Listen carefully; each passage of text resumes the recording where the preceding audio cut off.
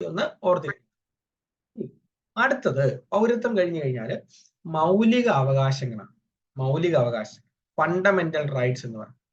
മൗലിക അവകാശങ്ങൾ നമ്മൾ പലപ്പോഴായിട്ട് കണ്ടിട്ടുള്ളത് അല്ലെ, കുഞ്ഞുനാളിൽ സ്കൂളിൽ പഠിക്കുമ്പോഴൊക്കെ നമ്മൾ പലപ്പോഴായിട്ട് പഠിച്ചിട്ടുള്ളതാണ് മൗലിക അവകാശം. മൗലിക അവകാശങ്ങൾ ആ സിലബസ് കണ്ട് ഞെട്ടിപ്പോയി. അതൊന്നും കൊണ്ട് പേടിക്കണ്ട കേട്ടോ വൃന്ദ. സിലബസ് ഇതൊന്നും ഒന്നുമല്ല, ഇത് ചെറുത് നിസ്സാരമായ കാര്യമാണ്. സിലബസ് കാണിക്കണമല്ലോ എന്ന് ഓർത്ത് ഞാൻ കാണിക്കുന്നു. അതൊക്കെ ക്രാക്ക് ചെയ്യാനുള്ള ചില ടെക്നിക്കുകളും ചില സാങ്കേതിക വിദ്യകളൊക്കെ നമ്മുടെ കയ്യിലുണ്ട്. അത് വെച്ച് നമുക്ക് പിടിക്കാം. ഡോണ്ട് വറി, ബി ഹാപ്പി കേട്ടോ വൃന്ദ. ഓക്കെ, പിന്നെ ഉള്ളത് DPSP, നിർദ്ദേശക തത്വങ്ങൾ, മാർഗനിർദ്ദേശക തത്വങ്ങൾ, മൗലിക കടമകൾ, ഗവൺമെന്റിന്റെ പ്രധാനപ്പെട്ട ഘടകങ്ങൾ. പിന്നെ ഉള്ളത് ഇതാണ് ഭരണഘടനാ ഭേദഗതി. ഇതുവരെ നമ്മുടെ രാജ്യത്തുണ്ടായിട്ടുള്ള പ്രധാനപ്പെട്ട ഭരണഘടനാ ഭേദഗതികൾ, കോൺസ്റ്റിറ്റ്യൂഷണൽ അമെന്റ്മെന്റ്. നമ്മുടെ രാജ്യത്ത് നിലവിൽ ഇപ്പൊ എത്ര ഭരണഘടനാ ഭേദഗതികൾ വരെ ഉണ്ടായിട്ടുണ്ട്? നമ്മുടെ ഇന്ത്യ മഹാരാജ്യത്തിൽ നിലവിൽ എത്രാമത്തെ ഭരണഘടനാ ഭേദഗതിയിലാണ് നമ്മൾ എത്തി നിൽക്കുന്നത്? എത്ര ഭേദഗതി വന്നിട്ടുണ്ട് അറിഞ്ഞായിരുന്നോ? ഈ സിലബസ് മുഴുവൻ പഠിച്ചു തീരുമെന്ന് അംജദ ചോദിക്കുന്നു. അംജദ, ഈ സിലബസ് മുഴുവനും 100% പഠിച്ചിട്ട് നമുക്ക് പരീക്ഷ എഴുതാൻ പോവുക എന്നത് അസാധ്യമായൊരു കാര്യമാണ്. ഓക്കെ, ഇതിന്റെ ഒരു 80% കവർ ചെയ്താൽ പോലും നമുക്ക് നല്ലൊരു മാർക്ക് സ്കോർ ചെയ്യാനായിട്ട് പറ്റും. എന്നും പറഞ്ഞാൽ നമ്മൾ സിലബസ് തീർക്കാതിരിക്കത്തൊന്നുമില്ല. സിലബസിലെ നിങ്ങൾക്ക് മാർക്ക് സ്കോർ ചെയ്യാൻ പറ്റുന്ന എല്ലാ മേഖലകളും വളരെ നല്ല രീതിയിൽ നമ്മൾ പഠിപ്പിച്ച് അവസാനിപ്പിക്കും. No doubt. ഓക്കെ, നമുക്ക് ഏപ്രിൽ മാസമുണ്ട്, മെയ് മാസമുണ്ട്, ജൂൺ മാസമുണ്ട്, ഒരു ജൂലൈ പകുതി വരെയൊക്കെ നമുക്ക് കിട്ടുമായിരിക്കും. ആ ഒരു സമയം കൊണ്ട് നമ്മൾ പരമാവധി നിങ്ങൾക്ക് ഏറ്റവും നല്ല രീതിയിൽ പരീക്ഷ എഴുതാൻ പറ്റുന്ന ഒരു നിലവാരത്തിലേക്ക് നിങ്ങളെ ഞങ്ങൾ കൈപിടിച്ചുയർത്തിയിരിക്കും. സോ നോ ടെൻഷൻ കേട്ടോ അംജദ. സുജിത്തെ പറഞ്ഞത് കറക്റ്റ് ആണ്. നിലവിലെ 106 ഭരണഘടനാ ഭേദഗതികളാണ് നിലവിൽ നമ്മുടെ രാജ്യത്തുള്ളത്. 106ാമത്തെ ഭേദഗതി എന്തുമായിട്ട് ബന്ധപ്പെട്ടതായിരുന്നു കൂടെ സുജിത്ത് ഒന്ന് പറഞ്ഞു കേൾക്കട്ടെ. 106ാമത്തെ ഭേദഗതി എന്തുമായിട്ട് ബന്ധപ്പെട്ട ഒരു അമെന്റ്മെന്റ് ആയിരുന്നു സുജിത്തെ? നാരി ശക്തി, അതായത് എന്താണ്, വനിതാ സംവരണവുമായിട്ട് ബന്ധപ്പെട്ട ഒരു ഭേദഗതിയായിരുന്നു അല്ലെ, വിമൻ റിസർവേഷൻ അല്ലെ, വനിതാ സംവരണവുമായിട്ട് ബന്ധപ്പെട്ട ഒരു ഭേദഗതി ആയിരുന്നു നമ്മുടെ 106ാമത്തെ ഭേദഗതി. ഇനി അടുത്തത് പഞ്ചായത്തി രാജ്. പഞ്ചായത്തി രാജ് ഭരണഘടനാ സ്ഥാപനം. പഞ്ചായത്ത് രാജ് എന്താണെന്ന് അറിയാലോ, panchayat raj act 73rd amendment, panchayat raj ആക്ടുമായിട്ട് ബന്ധപ്പെട്ട കാര്യങ്ങൾ. ഭരണഘടനാ സ്ഥാപനങ്ങൾ. ഭരണഘടനാ സ്ഥാപനങ്ങൾ എന്ന് പറയുമ്പോൾ UPSC, election commission of India, finance commission of India, comptroller and auditor general of India, അങ്ങനെ കുറച്ച് ഭരണഘടനാ പോസ്റ്റുകളുണ്ട്. അതിൽ SC/ST കമ്മീഷൻ, ഇത്തരത്തിലുള്ള ചില ഭരണഘടനാ സ്ഥാപനങ്ങളുണ്ട്. അതേക്കുറിച്ച് പഠിക്കണം. പിന്നെ പ്രധാനപ്പെട്ട ഒരു കാര്യമാണ് 7th ഷെഡ്യൂൾ. 7th schedule. ഈ 7th ഷെഡ്യൂളിലാണ് നമ്മൾ യൂണിയൻ ലിസ്റ്റും സ്റ്റേറ്റ് ലിസ്റ്റും കൺകറന്റ് ലിസ്റ്റും ഒക്കെ കാണുന്നത് കേട്ടോ. യൂണിയൻ ലിസ്റ്റും സ്റ്റേറ്റ് ലിസ്റ്റും കൺകറന്റ് ലിസ്റ്റും ഒക്കെ കാണും. ഇത് വളരെ പ്രധാനപ്പെട്ട ഒരു ഭാഗമാണ്. ഇതാണ് ഭരണഘടന. ഭരണഘടനയിൽ നിന്ന് ഇത്രയും കാര്യങ്ങൾ നോക്കണം. ഓക്കെ, എനിക്ക് ഷിജി വളരെ വലിയൊരു മെസ്സേജ് ഇടുന്നുണ്ട്. ഈ ക്ലാസ് ആയതിനു ശേഷം സിലബസ് ഒന്നും ഒരു പ്രശ്നമല്ല. ഓർമ്മ ഉണ്ടാക്കുക, കാണാതെ ഓർക്കുക, ഓപ്ഷൻ കാണുമ്പോൾ കൺഫ്യൂഷൻ ഇല്ലാതെ ഉത്തരം കണ്ടെത്തുക എന്നിവയാണ് പരിശീലിക്കുന്നത്. അത് ഇത്തിരി കഠിനമാണ്. ഷിജി, കഠിന കഠോരം ഈ അണ്ടകടാഹം എന്നൊക്കെ പറഞ്ഞ പോലെ അത്ര കഠിനമായ ഒരു പ്രോസസ് അല്ല. നമുക്ക് വളരെ രസകരമായിട്ട് അതിനെ നമുക്ക് കൈകാര്യം ചെയ്യാം കേട്ടോ. വളരെ രസകരമായിട്ട് നമുക്ക് അത് കൊണ്ടുപോകാം. അടുത്ത കേരള ഭരണവും ഭരണ സംവിധാനങ്ങളും. 5 മാർക്കാണ്. എന്തൊക്കെയാ പഠിക്കേണ്ടതെന്ന് നോക്കിയേ. കേരളം സംസ്ഥാന സിവിൽ സർവീസ്, അത് KS അടക്കമുള്ള സംസ്ഥാന സിവിൽ സർവീസിനെ കുറിച്ച് പഠിക്കണം. ഭരണഘടനാ സ്ഥാപനങ്ങൾ, വിവിധ കമ്മീഷനുകൾ, സാമൂഹിക സാമ്പത്തിക വാണിജ്യ ആസൂത്രണ അടിസ്ഥാന വിവരങ്ങൾ, ദുരന്ത നിവാരണ അതോറിറ്റി. ഇതൊരു പ്രധാനപ്പെട്ട ഒരു ടോപ്പിക്കാണ്. ദുരന്ത നിവാരണ അതോറിറ്റി, തണ്ണീർത്തട സംരക്ഷണം, തൊഴിലും ജോലിയും, ദേശീയ ഗ്രാമീണ തൊഴിൽ പദ്ധതികൾ, ഗ്രാമീണ തൊഴിലുറപ്പ് പദ്ധതിയൊക്കെ അടക്കമുള്ള കാര്യങ്ങളെ പറ്റി ഒന്ന് പഠിക്കണം. ഭൂപരിഷ്കരണം, സ്ത്രീകൾ, കുട്ടികൾ, മുതിർന്ന പൗരന്മാർ എന്നിവരുടെ സംരക്ഷണം, സാമൂഹ്യക്ഷേമം, സാമൂഹ്യ സുരക്ഷിതത്വം, കുറച്ച് കാര്യങ്ങൾ നമ്മൾ ഇതിനകത്ത് പഠിക്കാനുണ്ട്. ഇതാണ് നമ്മുടെ മാറിയ 2019 ശേഷം നമ്മുടെ PSCയുടെ സിലബസിലേക്ക് പുതിയതായിട്ട് ആഡ് ചെയ്യപ്പെട്ട ഒരു ടോപ്പിക്കാണ് കേട്ടോ ഇത്. കേരള ഭരണവും ഭരണ സംവിധാനങ്ങളും. ഓക്കെ, ഇനി മറ്റൊരു പ്രധാനപ്പെട്ട ടോപ്പിക്കിലേക്ക് നമ്മൾ പോവാണ്. ജീവശാസ്ത്രവും പൊതുജനാരോഗ്യം. ഇതിനകത്ത് ഡയറക്റ്റ് ആയിട്ട് ചോദ്യങ്ങൾ വരുന്ന കുറച്ച് മേഖലകൾ ഞാൻ പറഞ്ഞു തരാം. ഒന്ന്, ജീവകങ്ങളും ധാതുക്കളും അവയുടെ അപര്യാപ്തത രോഗങ്ങൾ. എന്താ ഇതുകൊണ്ട് അർത്ഥമാക്കുന്നത്? ജീവകങ്ങളും ധാതുക്കളും അവയുടെ അപര്യാപ്തത രോഗങ്ങൾ എന്ന് പറഞ്ഞു കഴിഞ്ഞാൽ vitamins, vitamin A, vitamin C, vitamin D, B complex, E, K എന്നൊക്കെ പറഞ്ഞ് കുറെ വൈറ്റമിൻ ഉണ്ട്, കുറച്ച് ജീവകങ്ങളുണ്ട്. ഇവയുടെ പ്രത്യേകതകളും ഇവയുടെ അപര്യാപ്തത മൂലം ഉണ്ടാകുന്ന രോഗങ്ങളെ കുറിച്ചാണ് ഇവിടെ പഠിക്കുന്നത്. പിന്നെ സാംക്രമിക രോഗങ്ങളും രോഗകാരികളും. എന്താ സാംക്രമിക രോഗം? ഒരാളിൽ നിന്നും മറ്റൊരാളിലേക്ക് പകർന്നു പിടിക്കുന്ന, അല്ലെങ്കിൽ നമ്മുടെ ശരീരത്തിലേക്ക് ചില സൂക്ഷ്മജീവികൾ പ്രവേശിക്കുന്നത് മൂലം ഉണ്ടാകുന്ന രോഗങ്ങളാണ് സാംക്രമിക രോഗങ്ങൾ. അപ്പൊ ഏതൊക്കെയാണ് സൂക്ഷ്മജീവികൾ? ബാക്ടീരിയ ഉണ്ട്, വൈറസ് ഉണ്ട്, ഫംഗസ് ഉണ്ട്, പ്രോട്ടോസോവയുണ്ട്. ഇങ്ങനെ പ്രധാനപ്പെട്ട കുറച്ച് സൂക്ഷ്മജീവികളുണ്ട്. അപ്പൊ ഇവര് കാരണം ഉണ്ടാവുന്ന അസുഖങ്ങൾ എന്തൊക്കെയാണെന്ന് നമ്മളൊന്ന് പഠിക്കണം. അതിന്റെ പ്രാധാന്യം എന്താണെന്നൊന്ന് മനസ്സിലാക്കി വെക്കണം. അത് നമ്മൾ പഠിക്കും. Sridevi, virus, bacteria, fungus, protozoa, ഇങ്ങനെ കുറച്ച് സൂക്ഷ്മജീവികളുണ്ട്. ഇനി അടുത്തത് കേരളത്തിലെ ആരോഗ്യക്ഷേമ പ്രവർത്തനങ്ങൾ. നമുക്കറിയാം, ആരോഗ്യക്ഷേമത്തിൽ ഇന്ത്യയിൽ തന്നെ 1-ാം സ്ഥാനത്ത് നിൽക്കുന്ന ഒരു സംസ്ഥാനമായിട്ടാണ് കേരളം പരിഗണിക്കപ്പെടുന്നത്. അപ്പൊ നമ്മുടെ ഇവിടുത്തെ ആരോഗ്യക്ഷേമ പ്രവർത്തനങ്ങളെ കുറിച്ച് മനസ്സിലാക്കിയിരിക്കുക എന്നുള്ളത് നമ്മുടെ റെസ്പോൺസിബിലിറ്റി കൂടിയാണല്ലോ. അപ്പൊ അതും പഠിക്കണം, കേരളത്തിലെ ആരോഗ്യക്ഷേമ പ്രവർത്തനം. പിന്നെ പഠിക്കേണ്ടത് ജീവിതശൈലി രോഗങ്ങൾ. അപ്പൊ നമ്മളെ സംബന്ധിച്ചിടത്തോളം പുതിയ മാറിയ ജീവിതശൈലിയുടെ ഭാഗമായിട്ട് ഒരുപാട് രോഗങ്ങൾ നമ്മുടെ നമ്മുടെ ശരീരത്ത് വന്ന് കൂടാറുണ്ട്. അത്തരത്തിലൊരു 1-2 ജീവിതശൈലി രോഗങ്ങൾ എന്തൊക്കെയാണെന്നൊന്ന് പറഞ്ഞ് ചാറ്റ് ബോക്സിൽ ഒന്ന് കേൾക്കട്ടെ. അതുകൊണ്ട് മാറിയ ജീവിത രീതികളുടെ ഫലമായിട്ട് നമ്മളെ ബാധിച്ച പ്രധാനപ്പെട്ട ജീവിതശൈലി രോഗങ്ങൾ എന്തൊക്കെയാണെന്നൊന്ന് പറഞ്ഞ് കേൾക്കട്ടെ. പ്രമേഹം, അർച്ചന പറയുന്നു, ഡയബറ്റീസ്, പ്രമേഹം. പിന്നെ ഒബേസിറ്റി, അമിതവണ്ണം. പിന്നെ വേറെന്തൊക്കെയാ ജീവിതശൈലി രോഗങ്ങൾ? കേൾക്കട്ടെ. Sugar, B P, cholesterol. Okay, അമിത രക്തസമ്മർദ്ദം, കൊളസ്ട്രോള്, ഷുഗർ, ഡയബറ്റീസ്. ഓക്കെ, പിന്നെ മറ്റെന്തെങ്കിലും ഉണ്ടോ?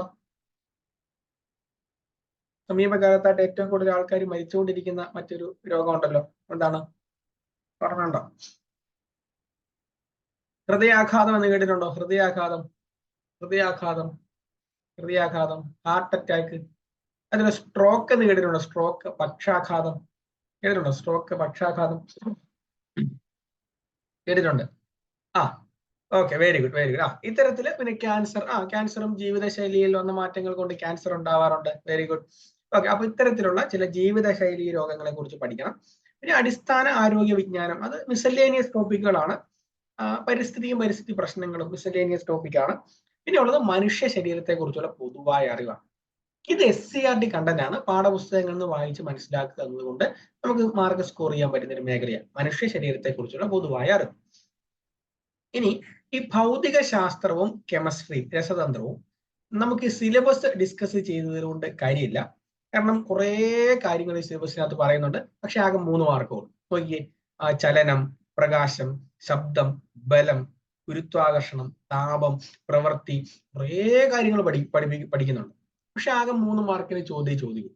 അപ്പൊ നമ്മൾ ചെയ്യുന്ന എന്താണ്? നമ്മുടെ ക്ലാസ്സിൽ CLP ക്ലാസ്സുകൾ എടുക്കുമ്പോൾ ഓരോ അധ്യാപകരും PSC ചോദിച്ചിരിക്കുന്ന ഫോക്കസ് ഏരിയാസിനെ ഐഡന്റിഫൈ ചെയ്തിട്ട് അതിൽ നിന്നും നിങ്ങൾക്ക് കൃത്യമായിട്ട് ക്ലാസ്സുകൾ എടുത്ത് തരും. ഭൗതിക ശാസ്ത്രവും കെമിസ്ട്രിയും അങ്ങനെയാണ് നമ്മൾ കൈകാര്യം ചെയ്യുക. കാരണം ഒരുപാട് കണ്ടന്റ് ഉണ്ട്. അതിൽ ഏതാണ് എങ്ങനെയാണെന്നൊന്നും നമുക്ക് കൃത്യമായ ധാരണയൊന്നും ഉണ്ടാകാൻ വഴിയില്ല. അതുകൊണ്ട് നമ്മുടെ അധ്യാപകര് കൃത്യമായിട്ട് അതിന്റെ ഫോക്കസ് ഏരിയാസ് ഐഡന്റിഫൈ ചെയ്തിട്ട് ആ മേഖലകളിൽ നിന്നും കൃത്യമായ ക്ലാസ്സുകൾ നിങ്ങൾക്ക് തരും. അത് മതി, അത് മാത്രം നോക്കിയാൽ മതി കേട്ടോ. ഇതിനപ്പുറത്തേക്ക് ഒരുപാട് കണ്ടന്റ് പഠിച്ച് നമുക്ക് സമയം കളയേണ്ട ആവശ്യം വരുന്നില്ല.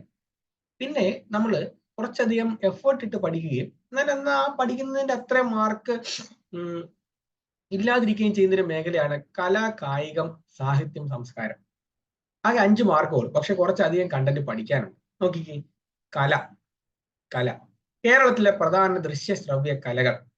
കേരളത്തിലെ കുറെ ദൃശ്യശ്രവ്യ കലകളുണ്ട് അല്ലെ? കഥകളി, മോഹിനിയാട്ടം, കൂടിയാട്ടം, മാർഗംകളി, കൈകൊട്ടിക്കളി, അല്ലെങ്കിൽ തിരുവാതിര കളി, കേരള നടനം, പിന്നെ ഓട്ടംതുള്ളല്, പറയംതുള്ളല്, ശീതങ്കംതുള്ളല്, ചാക്യാർകൂത്ത്, അങ്ങനെ ഒരുപാട് കലാരൂപങ്ങളുണ്ട്.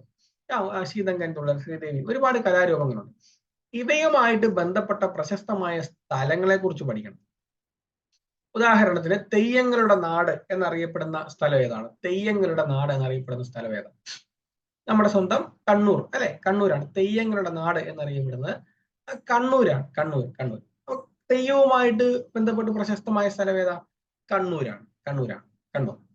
ഇനി നമ്മുടെ പൂരവുമായിട്ട് ബന്ധപ്പെട്ട നാട് ഏതാ? പൂരം നടക്കുന്ന എവിടെയാ? തൃശ്ശൂരാണ് അല്ലെ, പൂരം തൃശ്ശൂരാണ്. ഇനി അത്തച്ചമയം നടക്കുന്ന എവിടെയാ? എവിടെ വെച്ചാൽ അത്തച്ചമയം? ഞാൻ എപ്പോഴും വിസ്മയാന്ന് വിളിക്കുന്നത്, സജിത അല്ലെ? ഓക്കെ, പേര് കണ്ടപ്പോ ഞാൻ ആ പേര് വിളിച്ചുപോയി. ഓക്കെ, അത്തച്ചമയം എവിടെയാ? സജിത. അത്തച്ചമയം തൃപ്പൂണിത്തുറ അല്ലെ? അത്തച്ചമയം നടക്കുന്ന എവിടെയാ? തൃപ്പൂണിത്തുറ. അപ്പൊ ഇത്തരത്തില് പ്രശസ്തമായ കലയും അതുപോലെ ആഘോഷങ്ങളൊക്കെ ആയിട്ട് ബന്ധപ്പെട്ട ഫേമസ് ആയ സ്ഥലങ്ങളുണ്ട്. അതിൽ പടയണി എന്ന് പറയുന്ന കലാരൂപം ഏത് മേഖലയിലാ? മലബാറിലാണോ, തിരുവിതാംകൂറിലാണോ, അതോ മധ്യ കേരളത്തിലാണോ? പടയണിയുമായിട്ട് ഫേമസ് ആയിട്ടുള്ള ജില്ല ഏതാ? പടയണി ഏറ്റവും കൂടുതൽ പടയണി കാണപ്പെടുന്ന ഏത്? Doctor Manoharan NK. പത്തനംതിട്ടയാണ്. പടയണി ഏറ്റവും കൂടുതൽ കാണുന്നത് പത്തനംതിട്ടയിലാണ്. പത്തനംതിട്ട. Okay, very good. അപ്പൊ ഈ രീതിയിൽ കലയുമായിട്ട് ബന്ധപ്പെട്ട പ്രധാനപ്പെട്ട സ്ഥലങ്ങളും ചോദിക്കാനുള്ള സാധ്യതയുണ്ട്. Padayani Pathanamthitta. Sreedevi very good. Shanu Pathanamthitta very good. Amjada Pathanamthitta. Okay, ശരിയാണ് കേട്ടോ. ഇനി അടുത്തത് പ്രശസ്തമായ സ്ഥാപനങ്ങൾ ചോദിക്കട്ടെ. ഈ കേരള കലാമണ്ഡലം എന്ന് കേട്ടിട്ടുണ്ടോ? കേരള കലാമണ്ഡലം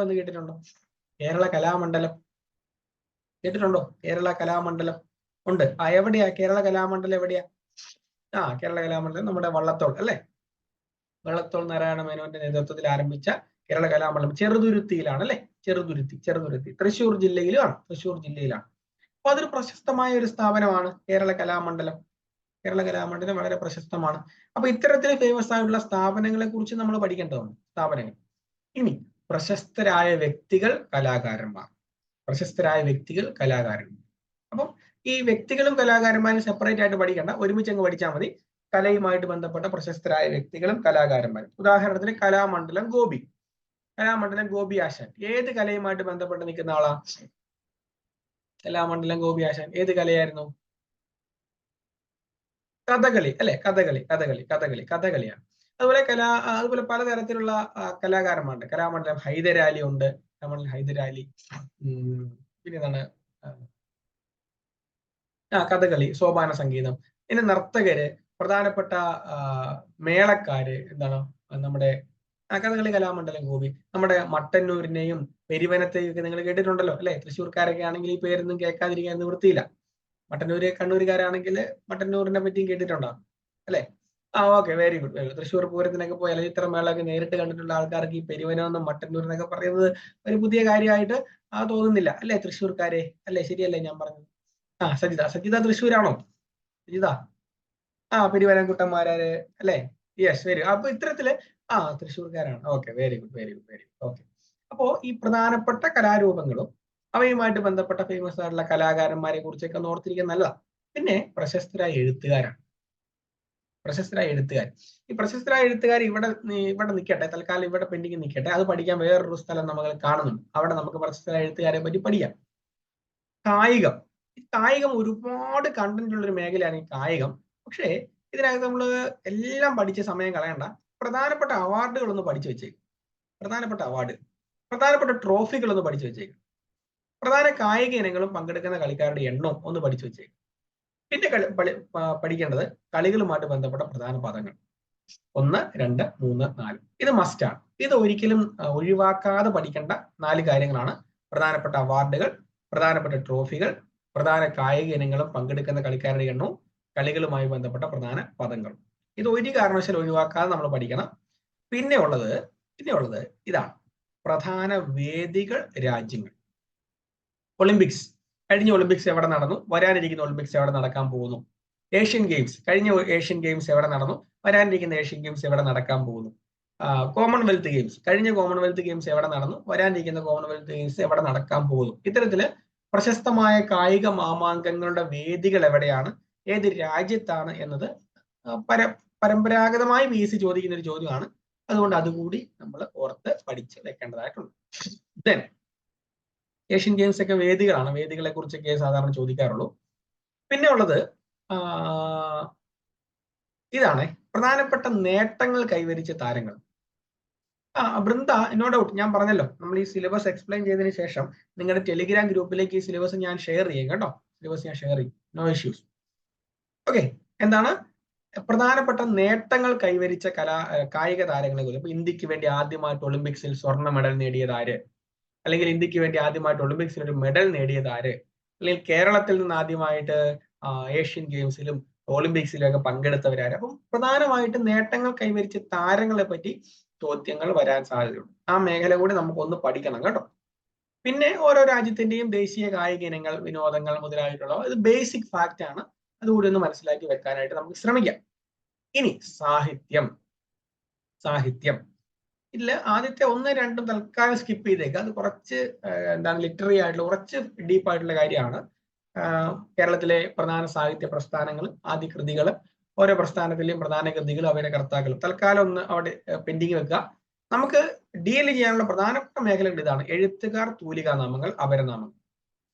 കേരള വ്യാസൻ, കേരള വാൽമീകി, കേരള കാളിദാസൻ, കേരള പാണിനി എന്നൊക്കെ പല പേരുകളിൽ അറിയപ്പെടുന്ന ആൾക്കാരുണ്ട് അല്ലെ. അതുപോലെ തൂലികാനാമങ്ങൾ, നമ്മുടെ എഴുതുന്ന ആൾക്കാർ അവരുടെ പെൻ നെയിമുകളിലാണ് എഴുതുന്നത് അല്ലെ. ഉദാഹരണത്തിന് PC കുട്ടികൃഷ്ണൻ ഉറൂബ് എന്ന പേരിലാണ് എഴുതിക്കൊണ്ടിരുന്നത്. Sreedevi, very good. അതുപോലെ MK മേനോൻ വിലാസിനി എന്ന പേരിലാണ് എഴുതിക്കൊണ്ടിരിക്കുന്നത് അല്ലെ, വിലാസിനി. അതുപോലെ കോവിലൻ എന്ന പേരിൽ എഴുതുന്നത് ആരാണ്? അതുപോലെ സിനിക് എന്ന പേരിൽ എഴുതുന്ന ആരാണ്?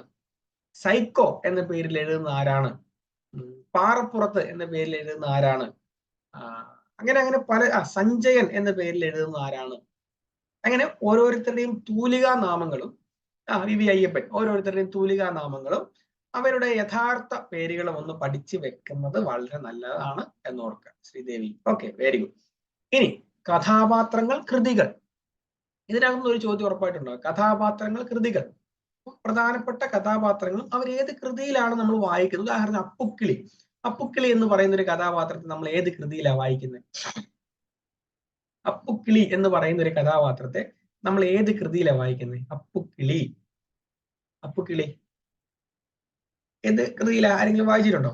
Very good. എന്താണ്? ഖസാക്കിന്റെ ഇതിഹാസം അല്ലെ. ഖസാക്കിന്റെ ഇതിഹാസത്തിലെ വളരെ ഫേമസ് ആയിട്ടുള്ള ഒരു കഥാപാത്രമാണ് അപ്പുക്കിളി. അതുപോലെ ശ്രീധരൻ എന്ന് പറയുന്ന ഒരു കഥാപാത്രം, അത് ഏത് എഴുത്തിലെ, ഏത് കൃതിയിലാണ് അവിടെ ശ്രീധരൻ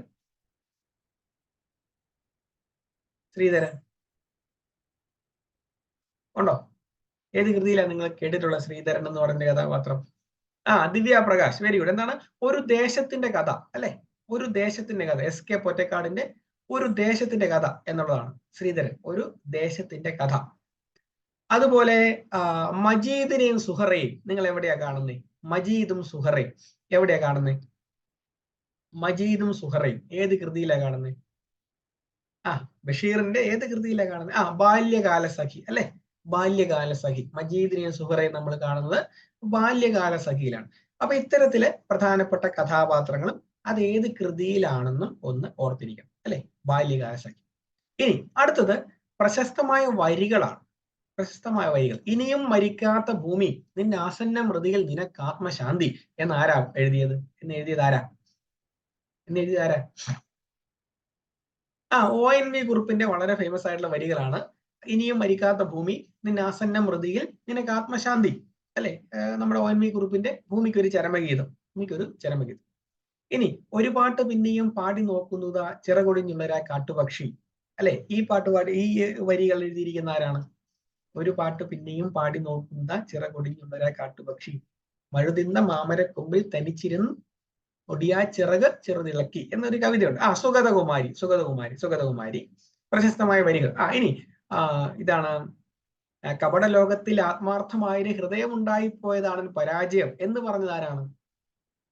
കപട ലോകത്തിൽ ആത്മാർത്ഥമായൊരു ഹൃദയം ഉണ്ടായിപ്പോയതാണ് പരാജയം എന്ന് പറഞ്ഞത് ആരാണ്? ചങ്ങമ്പുഴയാണല്ലേ. ഞാനല്ല വൃന്ദ, അതെനിക്ക് മനസ്സിലായി, ഞാനല്ല.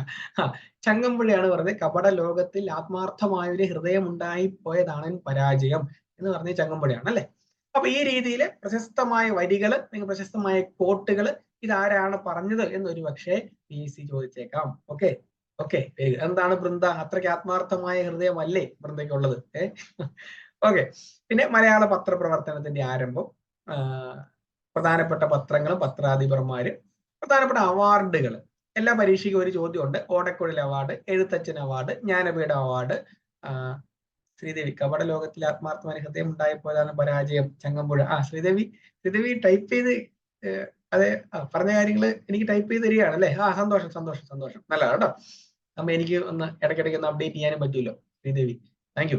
അപ്പൊ പ്രധാനപ്പെട്ട അവാർഡുകൾ എന്താണ്? നമ്മുടെ ജ്ഞാനപീഠം മുതൽ, എഴുത്തച്ഛൻ മുതൽ, കേരള സാഹിത്യ അക്കാദമി മുതൽ, കേന്ദ്ര സാഹിത്യ അക്കാദമി മുതൽ, എന്താണ് മുട്ടത്ത് വർഗീയ അവാർഡ് മുതൽ, അങ്ങനെ പല പല പല പല അവാർഡ്. ഒരു അവാർഡിനൊന്നും ഒരു പഞ്ഞമില്ല അല്ലെ? തെക്കേടത്തമ്മ അവാർഡ് എന്നൊക്കെ പറഞ്ഞ് ഒരുപാട് അവാർഡുകളുണ്ട്. അപ്പൊ ഇതില് കറണ്ട് അഫയേഴ്സിന്റെ ഭാഗമായിട്ട് പ്രധാനപ്പെട്ട അവാർഡുകളും അത് നേടിയവരാരാണ്, ഏത് കൃതിക്കാണ് കിട്ടിയത് എന്നൊക്കെ ഉള്ളത് ഒന്ന് ഓർത്തു വെക്കുന്നതാണ്. പിന്നെ ജ്ഞാനപീഠം നേടിയ മലയാളി. പിന്നെ മലയാള സിനിമയിൽ നിന്നും ചില പരീക്ഷകളിൽ അവർ ചോദ്യങ്ങൾ ചോദിച്ചിട്ടുണ്ട്. ഇതൊരു നിർബന്ധം മസ്റ്റ് റീഡ് സംഗതി അല്ല, എങ്കിലും കുറച്ച് കണ്ടന്റുകൾ നമുക്ക് പഠിക്കാം കേട്ടോ. നമുക്ക് പഠിക്കാം. ഇനി സംസ്കാരമുള്ളവരാണല്ലോ കേരളീയര്. അപ്പൊ സംസ്കാരത്തെ കുറിച്ച് പഠിക്കേണ്ടത് മസ്റ്റ് ആണല്ലോ. അപ്പം സംസ്കാരത്തിൽ ഈ ഒരു കാര്യം നോക്കിയാൽ മതി. കേരളത്തിലെ പ്രധാന ആഘോഷവുമായിട്ട് ബന്ധപ്പെട്ട സ്ഥലങ്ങൾ, പ്രശസ്തമായ ഉത്സവങ്ങൾ. ഉദാഹരണത്തിന് തൃശ്ശൂർ പൂരം, നെന്മാറ വല്ലങ്ങി വേല, ഉത്രാളിക്കാവ് പൂരം, നമ്മുടെ തിരുവനന്തപുരത്തുള്ള പൊങ്കാല, നമ്മുടെ തൃപ്പൂണിത്തുറയിലുള്ള അത്തച്ചമയം, പിന്നെ എന്താണ് നമ്മുടെ എരിമേലിലുള്ള പള്ളി, നമ്മുടെ പേട്ടതുള്ളല്, ശബരിമലയായിട്ട് ബന്ധപ്പെട്ട്. ആറ്റുകാൽ പൊങ്കാല ഇടാൻ പോയിട്ടുണ്ടോ? അതിലൊക്കെ അറിയാം. ശ്രീദേവിയുടേത് കപടമില്ലാത്ത ഹൃദയമാണെന്നാണ് ബൃന്ദ ഉദ്ദേശിച്ചത്, ആണോ? അത് നല്ല സത്യം കേട്ടോ, പാവം. ശരിയാ. വള്ളംകളി, നമ്മുടെ ആലപ്പുഴയിലെ വള്ളംകളി. ശ്രീദേവി പറ സത്യം പരമാത്രം എന്ന് ശ്രീദേവി പറയുന്നുണ്ട്, നല്ല കാര്യം. പത്മനാഭസ്വാമി ക്ഷേത്രത്തിലെ പൊങ്കാല. അപ്പൊ ഇത്തരത്തിലുള്ള ആൾക്കാർ കൂടുന്ന കുറച്ചധികം ആഘോഷങ്ങൾ കേരളത്തിലുണ്ടല്ലോ, അതിനൊന്നും നമുക്കൊരു പഞ്ഞമില്ല. അപ്പൊ ഈ ആഘോഷങ്ങളുമായിട്ട് ബന്ധപ്പെട്ട സ്ഥലങ്ങളും അതുമായിട്ട് ബന്ധപ്പെട്ട എന്തെങ്കിലും കണ്ടന്റോ കാര്യങ്ങളോ ഉണ്ടെങ്കിൽ ഒന്ന് നോക്കി വെക്കണം, ചോദ്യം ഉണ്ടാവും. അത് മാത്രം നോക്കിയാൽ മതി. മറ്റു കാര്യങ്ങൾ നമ്മൾ ഇതിനു മുമ്പ് പറഞ്ഞ പല സിലബസുകളിലും കവർ ചെയ്ത് പോകുന്നതായതുകൊണ്ട് നോ ഇഷ്യൂസ്. പിന്നെ ഒരു 3 മാർക്കിന്റെ ചോദ്യം കിടക്കുന്നത് കമ്പ്യൂട്ടറിലാണ്. കമ്പ്യൂട്ടർ അടിസ്ഥാന വിവരങ്ങൾ, ഹാർഡ്വെയർ, അതുപോലെ സോഫ്റ്റ്വെയർ, കമ്പ്യൂട്ടർ നെറ്റ്വർക്ക്, ഇന്റർനെറ്റ് മുതലായിട്ടുള്ള കാര്യങ്ങളാണ് കമ്പ്യൂട്ടറിൽ നിന്ന് ചോദിക്കുന്നത്. പക്ഷെ ഇതിനകത്ത് ആകെ 3 മാർക്കേ ഉള്ളൂ. ഇത്രയും കണ്ടന്റ് പഠിച്ചാലും 3 മാർക്കേ ഉള്ളൂ. അപ്പം മസ്റ്റ് ആയിട്ടും ഒരു ചോദ്യം ഇവിടെ ആയിരിക്കും, cyber crimes and cyber laws. 3 ചോദ്യങ്ങളിൽ ഒരു ചോദ്യം ഇതായിരിക്കും, സൈബർ കുറ്റകൃത്യങ്ങളും സൈബർ നിയമങ്ങളും. അതുകൊണ്ട് വേറെ ഒന്നും പഠിച്ചില്ലെങ്കിലും ഇത് മാത്രം പഠിച്ചിട്ട് പോയാലും 3 എണ്ണത്തിനകത്ത് ഒരെണ്ണം കിട്ടും. ഒരു ചോദ്യം ഇവിടെ നിന്നായിരിക്കും, cyber crimes and cyber laws എന്നായിരിക്കും ഒരു ചോദ്യം. IT ആക്ട് ആകാനാണ് ഏറ്റവും കൂടുതൽ സാധ്യത. സോ ഏറ്റവും പ്രധാനമായിട്ട് കമ്പ്യൂട്ടർ പഠിക്കുമ്പോൾ ആദ്യം ഇത് പഠിക്കുക, അതിനുശേഷം ഹാർഡ്വെയറിനെ പറ്റിയും സോഫ്റ്റ്വെയറിനെ പറ്റിയും കമ്പ്യൂട്ടർ നെറ്റ്വർക്കിനെ പറ്റി, ഇന്റർനെറ്റിനെ പറ്റിയൊക്കെ ഒന്ന് മനസ്സിലാക്കാൻ ശ്രമിക്കുക. പിന്നീട് നന്നായിട്ടൊന്ന് അധ്വാനിച്ചാൽ 5 മാർക്കും എടുക്കാൻ പറ്റുന്ന ഒരു മേഖലയാണ് സുപ്രധാന നിയമങ്ങൾ. മനസ്സറിഞ്ഞൊന്നിരുന്ന് അധ്വാനിക്കുകയാണെങ്കിൽ 5 മാർക്കും സ്കോർ ചെയ്യാൻ പറ്റുന്ന ഒരു മേഖലയാണ് സുപ്രധാന നിയമങ്ങൾ. അതിൽ 5 നിയമങ്ങൾ നമ്മൾ പഠിക്കണം.